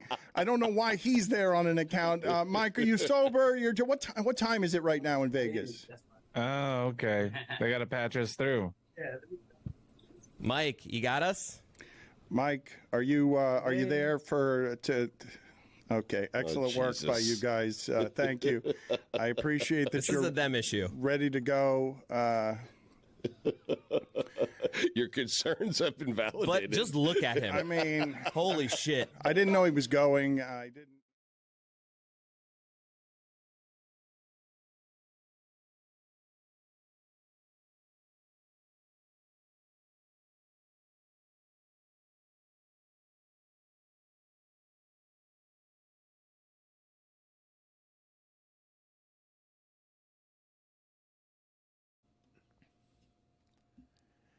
The SEC 1-8 versus Power 4 teams. What a fraud conference, man. The whole thing just fraudulent. Wow. Miami beats Miami beats 2 one-loss SEC teams that are supposed to be the cream of the crop and Ohio State. So those are supposed to be the best teams, and Miami beat all of them. And the country saw last night. This is the funny thing about the underdog tale and the lovable Trinidad Chambliss is that everyone watched that game and was like, oh, my God, Miami's just mauling them. Like just physically mauling them. You can't be running 17 yards a carry, everything's 2nd and 2. They're just going to hold the ball all game. So we're not starting with Damashek and NFL predictions. We should. You're right. Let's speed Damashek up and get the 5 most interesting things going into this weekend. Are you ready, Damashek? I'm ready. So give me what you've got on Jacksonville, because Dominique Foxworth and many others are saying the Jags are, and Toney, the Jags are clearly and obviously better than the Bills. It will surprise no one. Hold on a second. Wait, Dominique Foxworth said that? What? Stealing your boy's stuff, man. When? Dominic just said on his podcast that, that it's obvious to him and clear to him that the Jags are better than the Bills. It should be obvious to everyone. Said that like 6 weeks ago. Damashek, is it obvious to you? What's obvious to me is that the 2 best teams in the AFC are both from the AFC South. Jacksonville Jaguars, please. Not Jaguars, please. And the Houston Texans. Those are your 2 best teams. And as far as the Jacksonville game goes, on the other sideline, Sean McDermott, a lot of noise about Josh Allen. But if they lose this game, I think McDermott's out. So don't rush to hire John Harbaugh if you're the Dolphins or otherwise, if you like Sean McDermott a little bit better. Next, the Jenga pieces are back for the Eagles. The Jenga theory is, of course, if you remove the wrong piece, the whole thing's going to implode. The Eagles have one on defense. His name is Jalen Carter. He's back, as you already know. The offensive Jenga piece for the Philadelphia Eagles is Lane Johnson. He's back. That equals not just a victory over the diminished 49ers. It equals a visit to Santa Clara for Super Bowl 60 with a shot at repeating. Next, talking about the coaching carousel and all of that, just because they survived the Ravens on Sunday night does not mean Tomlin's in the clear. They need to win this game or they're still out in the land of ambiguity, at least. I think in March, I would not be surprised if he moved on if they do not win this game. Next up, as far as that goes, the loser of Sunday Night Football. Had they won that game, the Ravens, what is the buzz about them? Because everybody is now declared, because everybody has to react to name brands, and Josh Allen, this is his year to do it. Are we now picking the Ravens to go through the AFC and win that? I think there would be a decent There'd be case to be expectations made. for MVP Lamar Jackson to be MVP Lamar Jackson, even though the reason they weren't as good and Harbaugh got fired is because this year he was not MVP Lamar Jackson. By the way, as far as Harbaugh goes, his great success is remarkable, how durable it was and how consistent he was. But don't forget that there is a sort of biblical, I'm going to refer back to the Bible once again, but replacing Justin Tucker with that rookie who missed the kick. Justin Tucker is the reason the Ravens were relevant and in the playoffs a lot of seasons. I mean, now everybody else has a good kicker, but at the time he was winning them games they otherwise wouldn't have. Keep that in mind when you're falling all over yourself to get John Harbaugh. And lastly, where I ended the last segment. I know that people are concerned. They're great. Their empathy doesn't want them to put too much pressure on Josh Allen or Matthew Stafford or C.J. Stroud. Take it easy. The sample sizes are small. You can't judge them based on that. But keep in mind, that's what's great about the playoffs. It's the whole point. They only give out one Lombardi trophy at the end of every year, and that's what makes it so compelling, is the severity of it. And keep this in mind. It was always hard to win a Lombardi trophy, as Dan Marino can tell you, and Jim Kelly and Fran Tarkenton.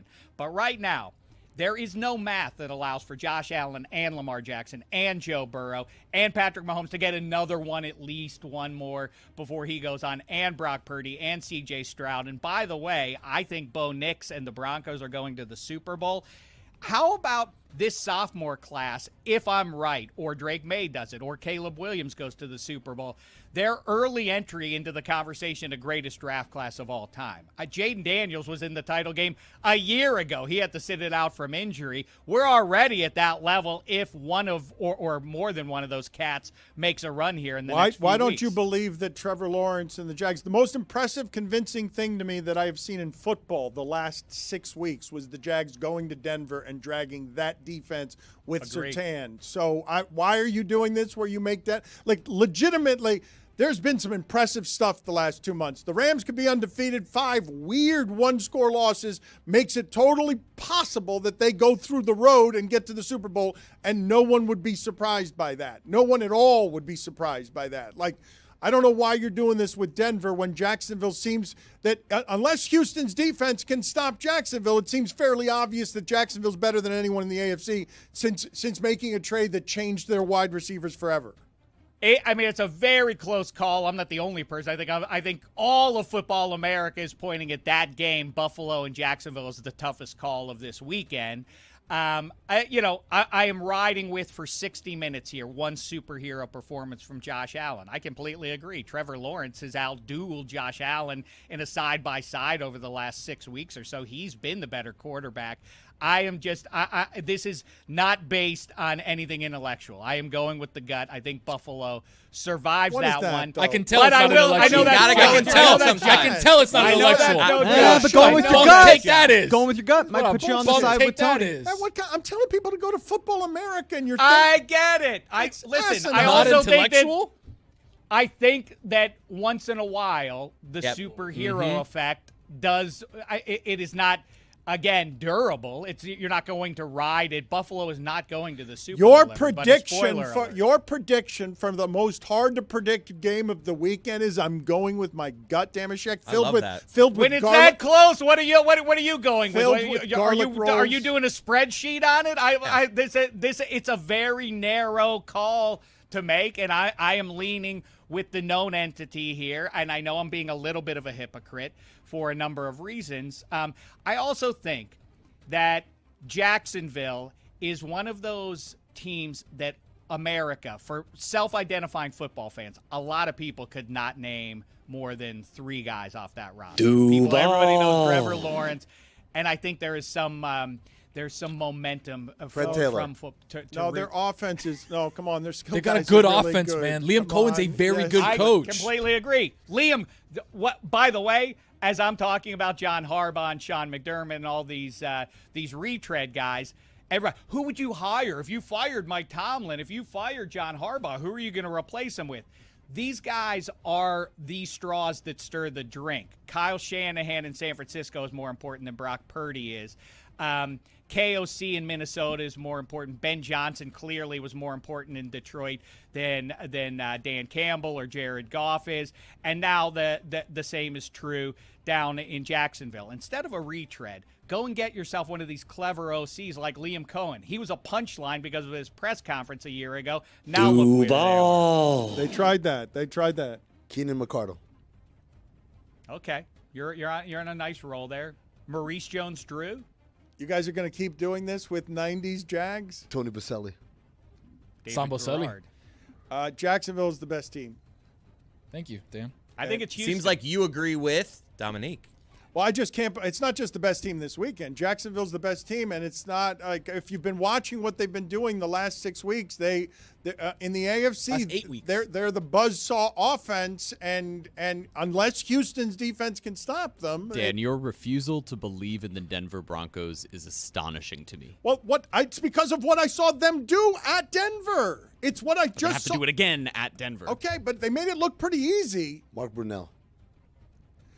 Last thing, Damashek, I wanted to ask you because I think much of the coverage around football is silly. But when we get into the numbers and the business of sport, you got to have value at left tackle. You got to have value at quarterback. Generally speaking, Trent Williams is regarded in San Francisco as the most indispensable offensive lineman there is. However, in Philadelphia, every time Lane Johnson plays, they win and win the championship. And when he doesn't, they stink and they lose. How is it that more people don't understand that Lane Johnson is a game-changing machine as much as A.J. Brown or any like if we're gonna make Jason Kelsey famous, how have we made this person's excellence not understood? The reason they win championships is when that guy plays right tackle, not left tackle. Tony Brackens. The other side of that is who was the kid the really tall white guy that they took who had was it Matt Jones? Matt Jones. His name? Yes. Wow, that brings me listen. 6'6" wide receiver. Got Dan, I think Coke, I think. I think the problem is that I find it the thing that I point to, there's a pretentious football fan, is the person who starts to tell you about how good an offensive lineman is. Not most of us, most civilians cannot correctly identify a good offensive lineman versus a mediocre one. We can tell the bad ones because you can see the guys running by them. But beyond that, when people start letting you know about how good Tony Baselli was, you know that person is full of crap. They could not watch film and why. They could not watch film and tell you, oh, that guy's going to be great in the NFL. Look at that guy playing at Texas right now. He's a dominant left guard. You have no ability to articulate or to identify who's good or merely okay at what they're doing. That being said, I completely agree with you about Lane Johnson. Look at the results. I think that you will see at the end of this weekend, if there is anyone who isn't aware of Lane Johnson's effect, I suspect that they will learn it based on Saquon Barkley and company having a day against the San Francisco 49ers, like I say, diminished rush defense. I also think right tackle, Daniel Jeremiah and I have talked about this a lot over the years, name drop. Left tackle is important, but if you're right-handed, if you're not Mark Brunell all right, that's or enough. Dave Damashek throwing with the left mid. The music's over. That's it. Once we've gotten to Daniel, that, 20 more minutes. You've run 20 out of more material. minutes, and then that's it. By the way, I said Paul for the Dolphins was good week 3, so don't say that I can't. Football I can't America. Football America is the name of the I can podcast. say things too, Chris Code. He doesn't make them accurate. I can just throw out a bunch of crap about how great that offensive lineman is. You and your toy Jesus, get out of here. If people want more coverage, they can find you on Football America. Thank you. Josh. Oh, we got a beauty coming for you today. Yes, it's a lot of fun what is approaching with these playoffs. I did want to, I actually wanted to, and we couldn't get to it because he talks too much.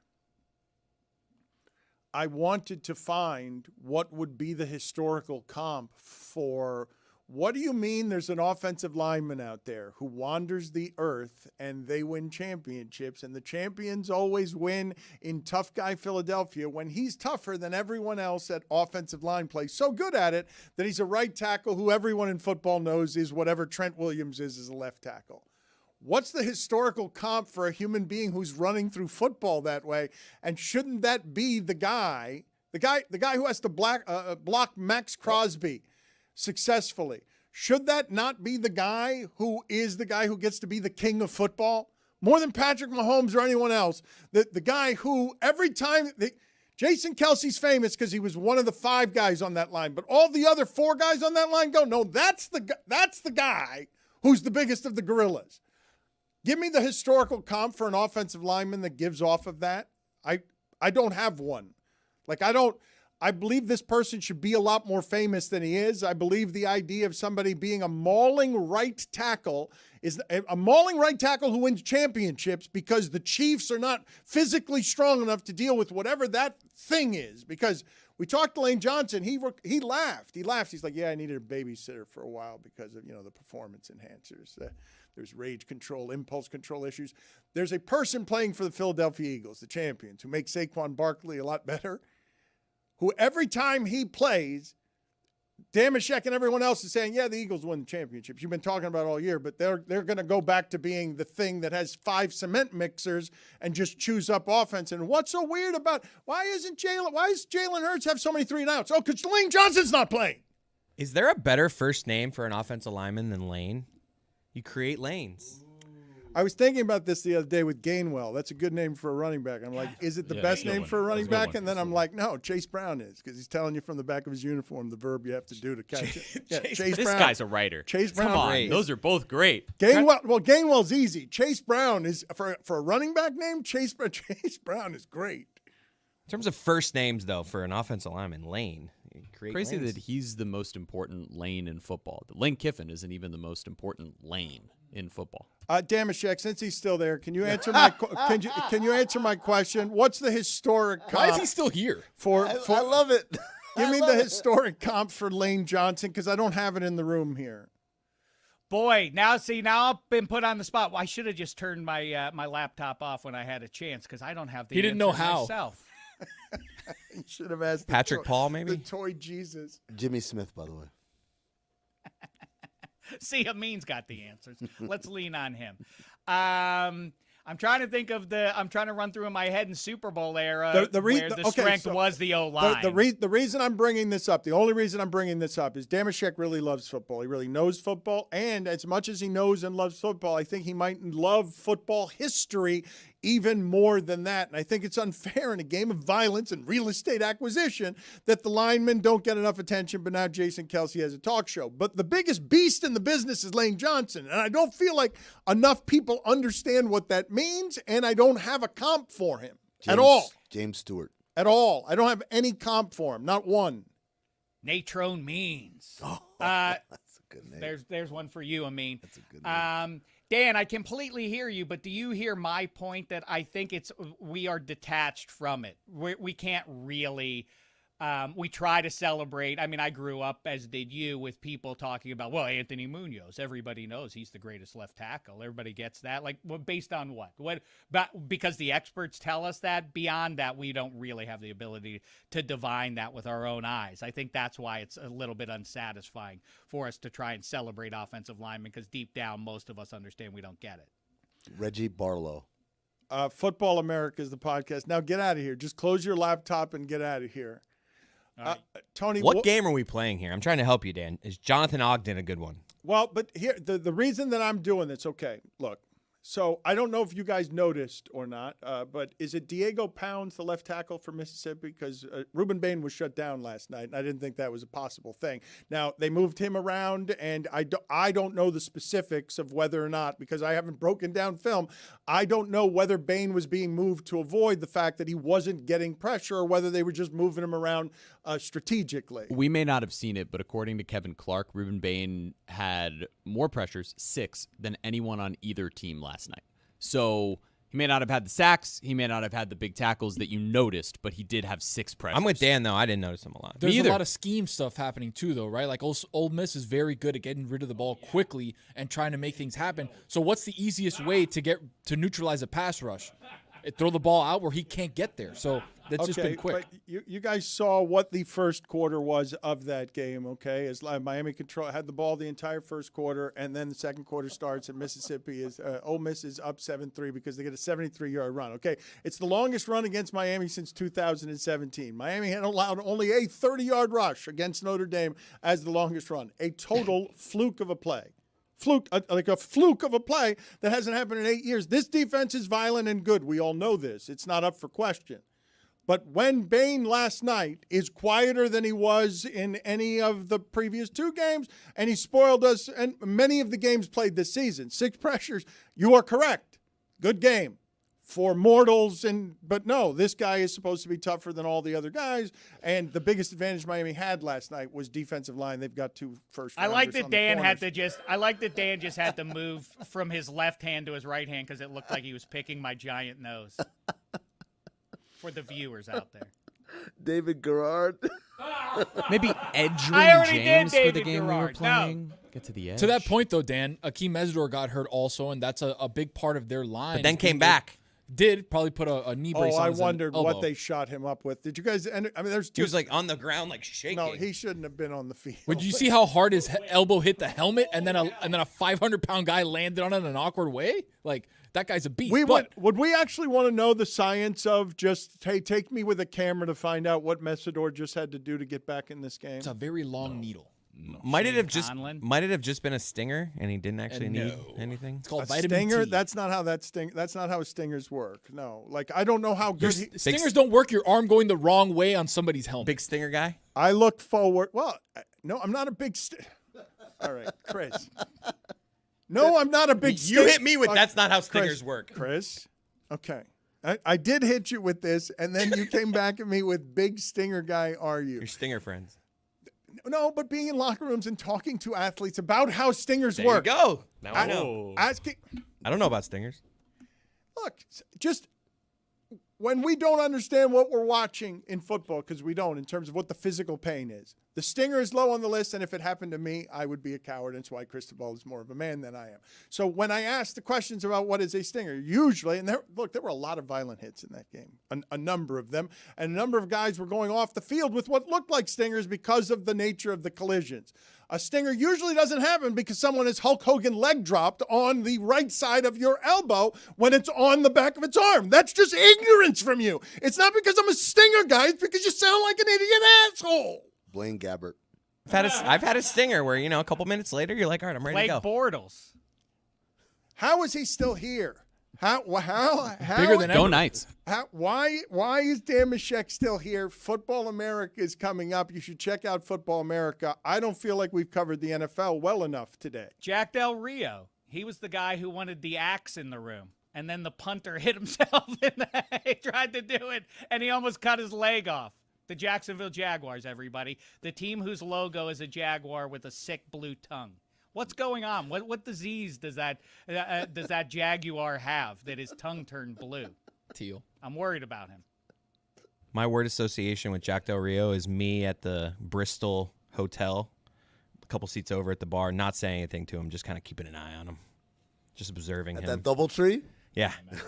Dan, what do you want to talk about? You said we haven't covered the NFL playoffs well enough. What do you want to talk about? Dennis I think Northcutt. we've got Former Olympic sprinter. You got to keep it moving, Damashek. And Raiders wide receiver. Damashek, when he hits you James with Jett. the north cut, you just let it go and keep it moving. You can't break character. You just have to keep it moving.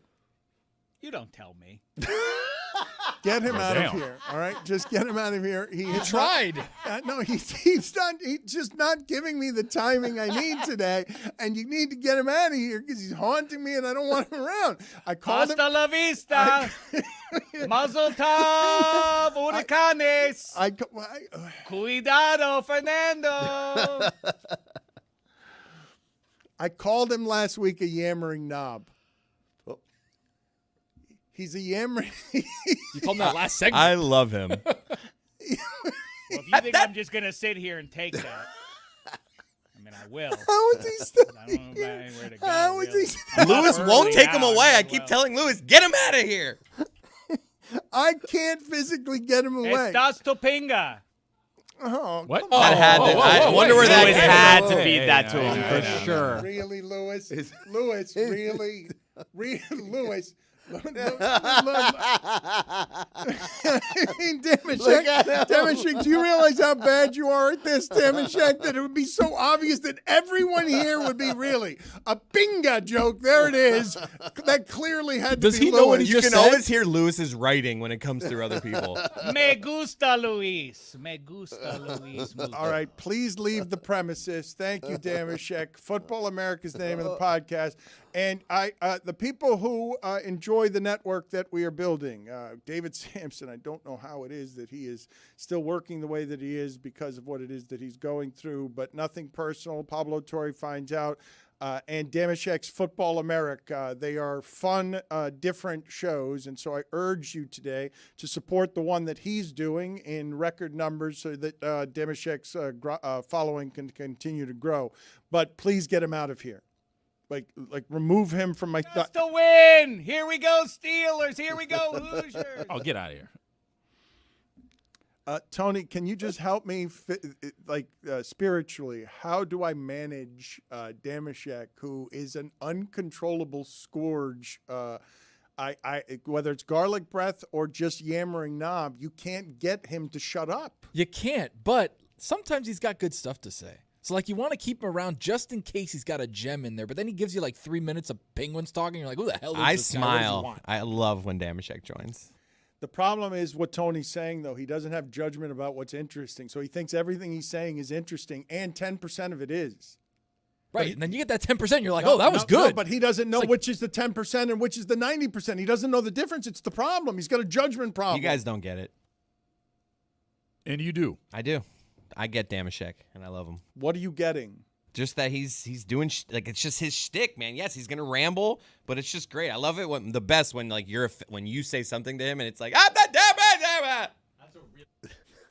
It's like going down a water slide. And dips and turns and whoa. It's more like Space Mountain. I was just over there over the weekend, or Yeah. over the week with my daughter for the first time. She wasn't on Space Mountain, I was. But you forget how dark it is. 20 MGs? No. Stone cold.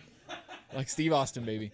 So you're there on Space Mountain, but the thing is, it's dark. It's in the dark. So you can't see shit. It's the worst ride ever. So you're there, you're like, oh, my Most neck. overrated ride ever. Overrated? It's No just way. I don't I like it. I want to see what I'm doing. No, I like the uncertainty. You know, it's Where just am I? Thunder Mountain, but dark. Same track. But built exactly the same way. I don't know if that's true. This guy doesn't know what he's talking Not about. sure if that's true. First I'm of gonna have all, to fact check second that. of all, when you go Put to it a on the Star poll, Wars- please, at Le Batard Show. Are Space Mountain and Thunder Mountain exactly the same thing, designs, except for Space Mountain is just in the dark? Doesn't Space Mountain do loops? It doesn't do a loop? No loop. No.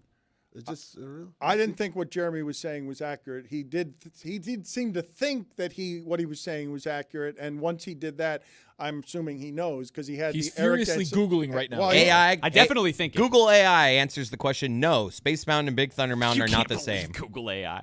They're distinct Disney roller coasters with different themes and experiences, though both are offering Different thrilling themes. with multiple tracks in some locations.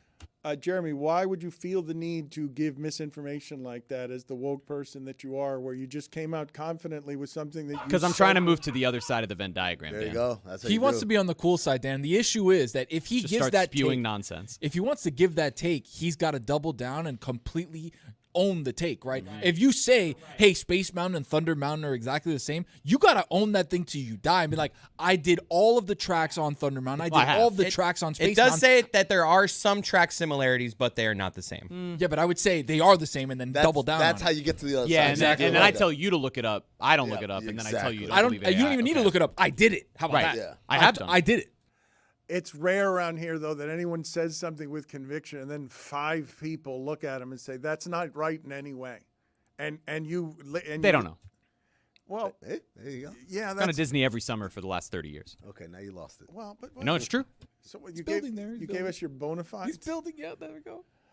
Amin, what I would like to know, because I believe in the most wonderful way possible that our show over the next week is going to be an obnoxious embarrassment of being whatever it is Miami was 20 years ago and what it was 10 years before that. So I cannot talk enough about this football game last night because of how funny the entirety of it is, because it was like the business of all this over the last 5 years, pandemic, spending, Lane Kiffin's worth this, Cristobal's worth this, who can run around the inner cities and round up the best guys to be tougher than the best guys in the SEC, because we're doing this quiet as it's kept, really cheap, because the payrolls are only $20 million. Only $20 million, when that's what it costs to be Ohio State. That's what it costs to be Miami. You tell me Lane Kiffin is super important. Saw no evidence of it yesterday. The team that was better, the team that looked the best coached was the one that was totally overmatched and still in the game, because it wasn't making penalties and it wasn't throwing the ball when it clearly should be running the ball. When when Ole Miss realized they couldn't run the ball anymore, which they realized when they had 74 yards rushing and all of it was on one run, they said, okay, we're not going to run the ball anymore. And our running back's out with a hamstring. The team that was better coached yesterday lost, and barely, because they were totally overmatched and had no business being in that football game. I will say this, Golding is going to be a very good coach in college football. Like, what he did to rally the troops and get those guys focused and playing good football, I was really surprised by Golding. I was like, man, this guy gets it. They showed his background of playing D2 and then going here and then going there and going to Alabama, coming back, and it's like, this guy gets it. So I'm excited to see what Pete Golding has to do. Why are you giving Ole Miss better coached yesterday? Just because of the penalties? We're disciplined. No, I'm just saying, if the way that we do this, just the way that we do it, right? It's not just the penalties, right? That was a disaster football game that Miami Right, they had played drops yesterday. and penalties. I just don't know if that's coaching. No, but so Chris, let's start here. Wherever it is that discipline resides on how it is that you measure, all of these guys study all week at like military complexes to not false start twice, because the game plan is this week. Here's the advantages we have going in, guys. Ole Miss, they're not as big as us. We're going to grind them to dust with Fletcher. It's going to be really easy. It's 2nd and 3 all game. Just don't make mistakes. Don't make mistakes. more penalties in one game than they had in the previous 3 combined when you need to be disciplined this time of year. Mississippi can't convert a third down, overwhelmed in every way physically along the offensive and defensive line, but somehow still has 4 sacks even though she shouldn't have any. Beck's playing a different game than most quarterbacks. He just sits back there with the ball. He just sits back there and he's got plenty of time. The sacks he took is because he's holding the ball too long. Like everything is schemed to have Beck have success in that game. And Beck did good game managing and then bailed out the entire coaching staff and the entire city on that last drive because Miami, overwhelmingly physically superior the entire game, now had a tired team in defense that had 90 plays run on it, and yet still with 18 seconds left, who goes right down the field and is throwing into your end zone? It ain't the poorly coached team. It was terrifying with those 18 seconds left on the clock because you were looking and being like, it can't happen like this. It cannot end like this where they go down the field in 18 seconds, no timeouts? They had one. They had one timeout, I think. And while that last drive offensively was pretty perfectly executed by Miami, there were several drives earlier in the game where it felt like the play calling was like out of nowhere. It was like they're dominating. They're running the ball for 7-8 yards. The flea a carry. flicker was crazy. And then a flea flicker? What do you do? Like, why are you pulling that out the of Mally nowhere? cat on 3rd and 4 when you're at the 20-yard line. Monday morning Run the quarterbacks ball. here. No, if that flea flicker yelling works, in the moment. it's a genius play call. Why would you do it? Grounding. It was an intentional grounding. You've been running the shit out of the ball. They were just dominating. It just felt like they could have won by a lot more. I actually did find myself like rooting for Miami last night, and I was sitting there going like, what in the world is going on here? Why are you not just running the ball down their throat? Exactly right, Jeremy. ETR established a run. He's getting closer to our side. Chris, it's usually pretty rare that you're watching a football game at college football and you're like, oh, this team's just better than this one, just physically better. And it's because time of possession, you're just watching it second. It can be 2nd and 3 all game if you just don't do holding and you just don't do Trust me. There was Miami shot themselves in the foot so many times in that game. I just am like, what we're doing here of like whether that's coaching or not, Chris, that's the part that all right, let's just do it this way. Any game throughout sports and football you've ever seen the entirety of your life, because McDermott's going to lose his job here in a second, it's going to be over 13 seconds. Any game in your life you've seen the entirety of your life, Beck scores that touchdown. Unless you return the kick for a touchdown, unless you're not throwing into the end zone of the game from 20 yards away because you allowed the other team to get down the field in 18 seconds and you had to call timeout because your entire secondary doesn't know what it's doing. But you have to call timeout, precious timeout, because you got to make sure, hey, guys, don't give them another 7 yards here because they're just going to get even closer. And like what you saw at the end of that game last night was an apocalypse of defensive coaching, an apocalypse that if they'd lost that game, any coach in America would have been run out of town for allowing Trinidad Chambliss to go with one timeout, 18 seconds, the length of the field, and throw into your end zone and get a plausible pass interference call, and now they win the game 1 yard running in from the end zone because you couldn't stop them in 18 seconds. How many more ways would you like me to prove to you that Mississippi was better coached yesterday? Because that example alone at the end of a game is enough to get coaches fired. I mean, I'm with you. Like, you get blamed. When bad results happen, the coaches get blamed. You know, I think there is a debate to have on whether the coaches are actually to blame for that or whether it's just bad execution. Why do you think Cristobal wasn't accepting those hugs? He knew there were 18 seconds left. No, I'm with you. It was a weird game. So we're not getting Cristobal. Again, maybe. I would take the under. Zaz can get him. I do like the premise of us pitching him like we will kick, like Dan will be in the penalty Just tell box. Tony will do it. Not allowed to talk. It'll be Mike and Let's get Tony. Mendoza. This is what I want to do. I want, if they win the national championship, because obviously if they lose, he's not going to play along. But if they win, I want Dan in like some sort of clown outfit and Cristobal hurling pies at his face, or in a dunk tank. One of the two. Maybe a dunk tank, and then instead of hitting baskets like we did in Milwaukee, you got to hit a football. You got to throw a spiral and hit the thing, ding, and drop Dan into a thing. You got to be dressed. Bring like the a whole clown. team out. We'll bring the whole team out. Yep. Carson, Malachi, all of them. You say that, and it is something that I actually am going to put under consideration here. If there is a way to allow Mario Cristobal to embarrass me because he's never respected the court jester critic that I am. Mm-hmm. While he was headed toward this game of insanity last night, I'm in a local park. And I'm riding around on my bicycle. And I don't know, I saw Amin laugh earlier about this because you guys were making fun of which parts of this, because This was actually, I was my own stuntman here, and I had no help. This all happened. No Danny No B? help? This all happened in. I wish we had another shot of you doing this. Well, But but this is the story. Okay, so this is the story I'm about to tell you, though, because the funnier part of what happened here that I wish had been on camera, that I had turned the cammer off for here. Well, are we just going to end up playing this? play it. A 30-second clip at the I will end. tell the audio audience that the punchline is me falling off of a bicycle and retrieving it with blood on my face. I want to give you guys some predictions and some videos over the course of the evening. Whoa, I'm in traffic now and in a dangerous place, and Valerie might have been right. And whoa, that was a little closer than I would have liked it to admit, actually. Look at God, get out of the way! Oh! Oh! Oh! That. Oh! Oh! Oh! Oh! Canes by 10.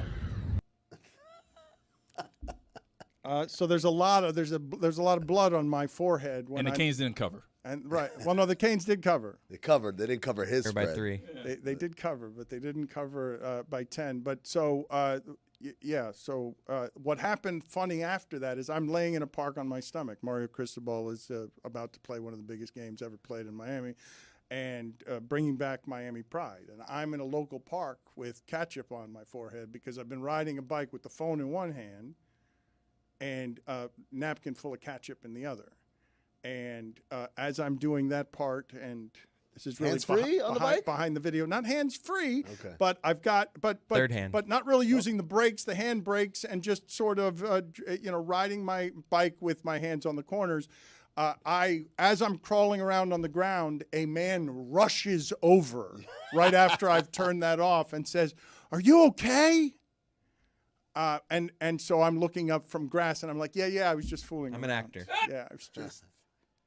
But I'm on my hands and knees with ketchup on my hands and hands on my forehead, and I'm doing it for the gram. You should have said, "You ruined the shot." When are we going to talk about the Edward Cabrera trade?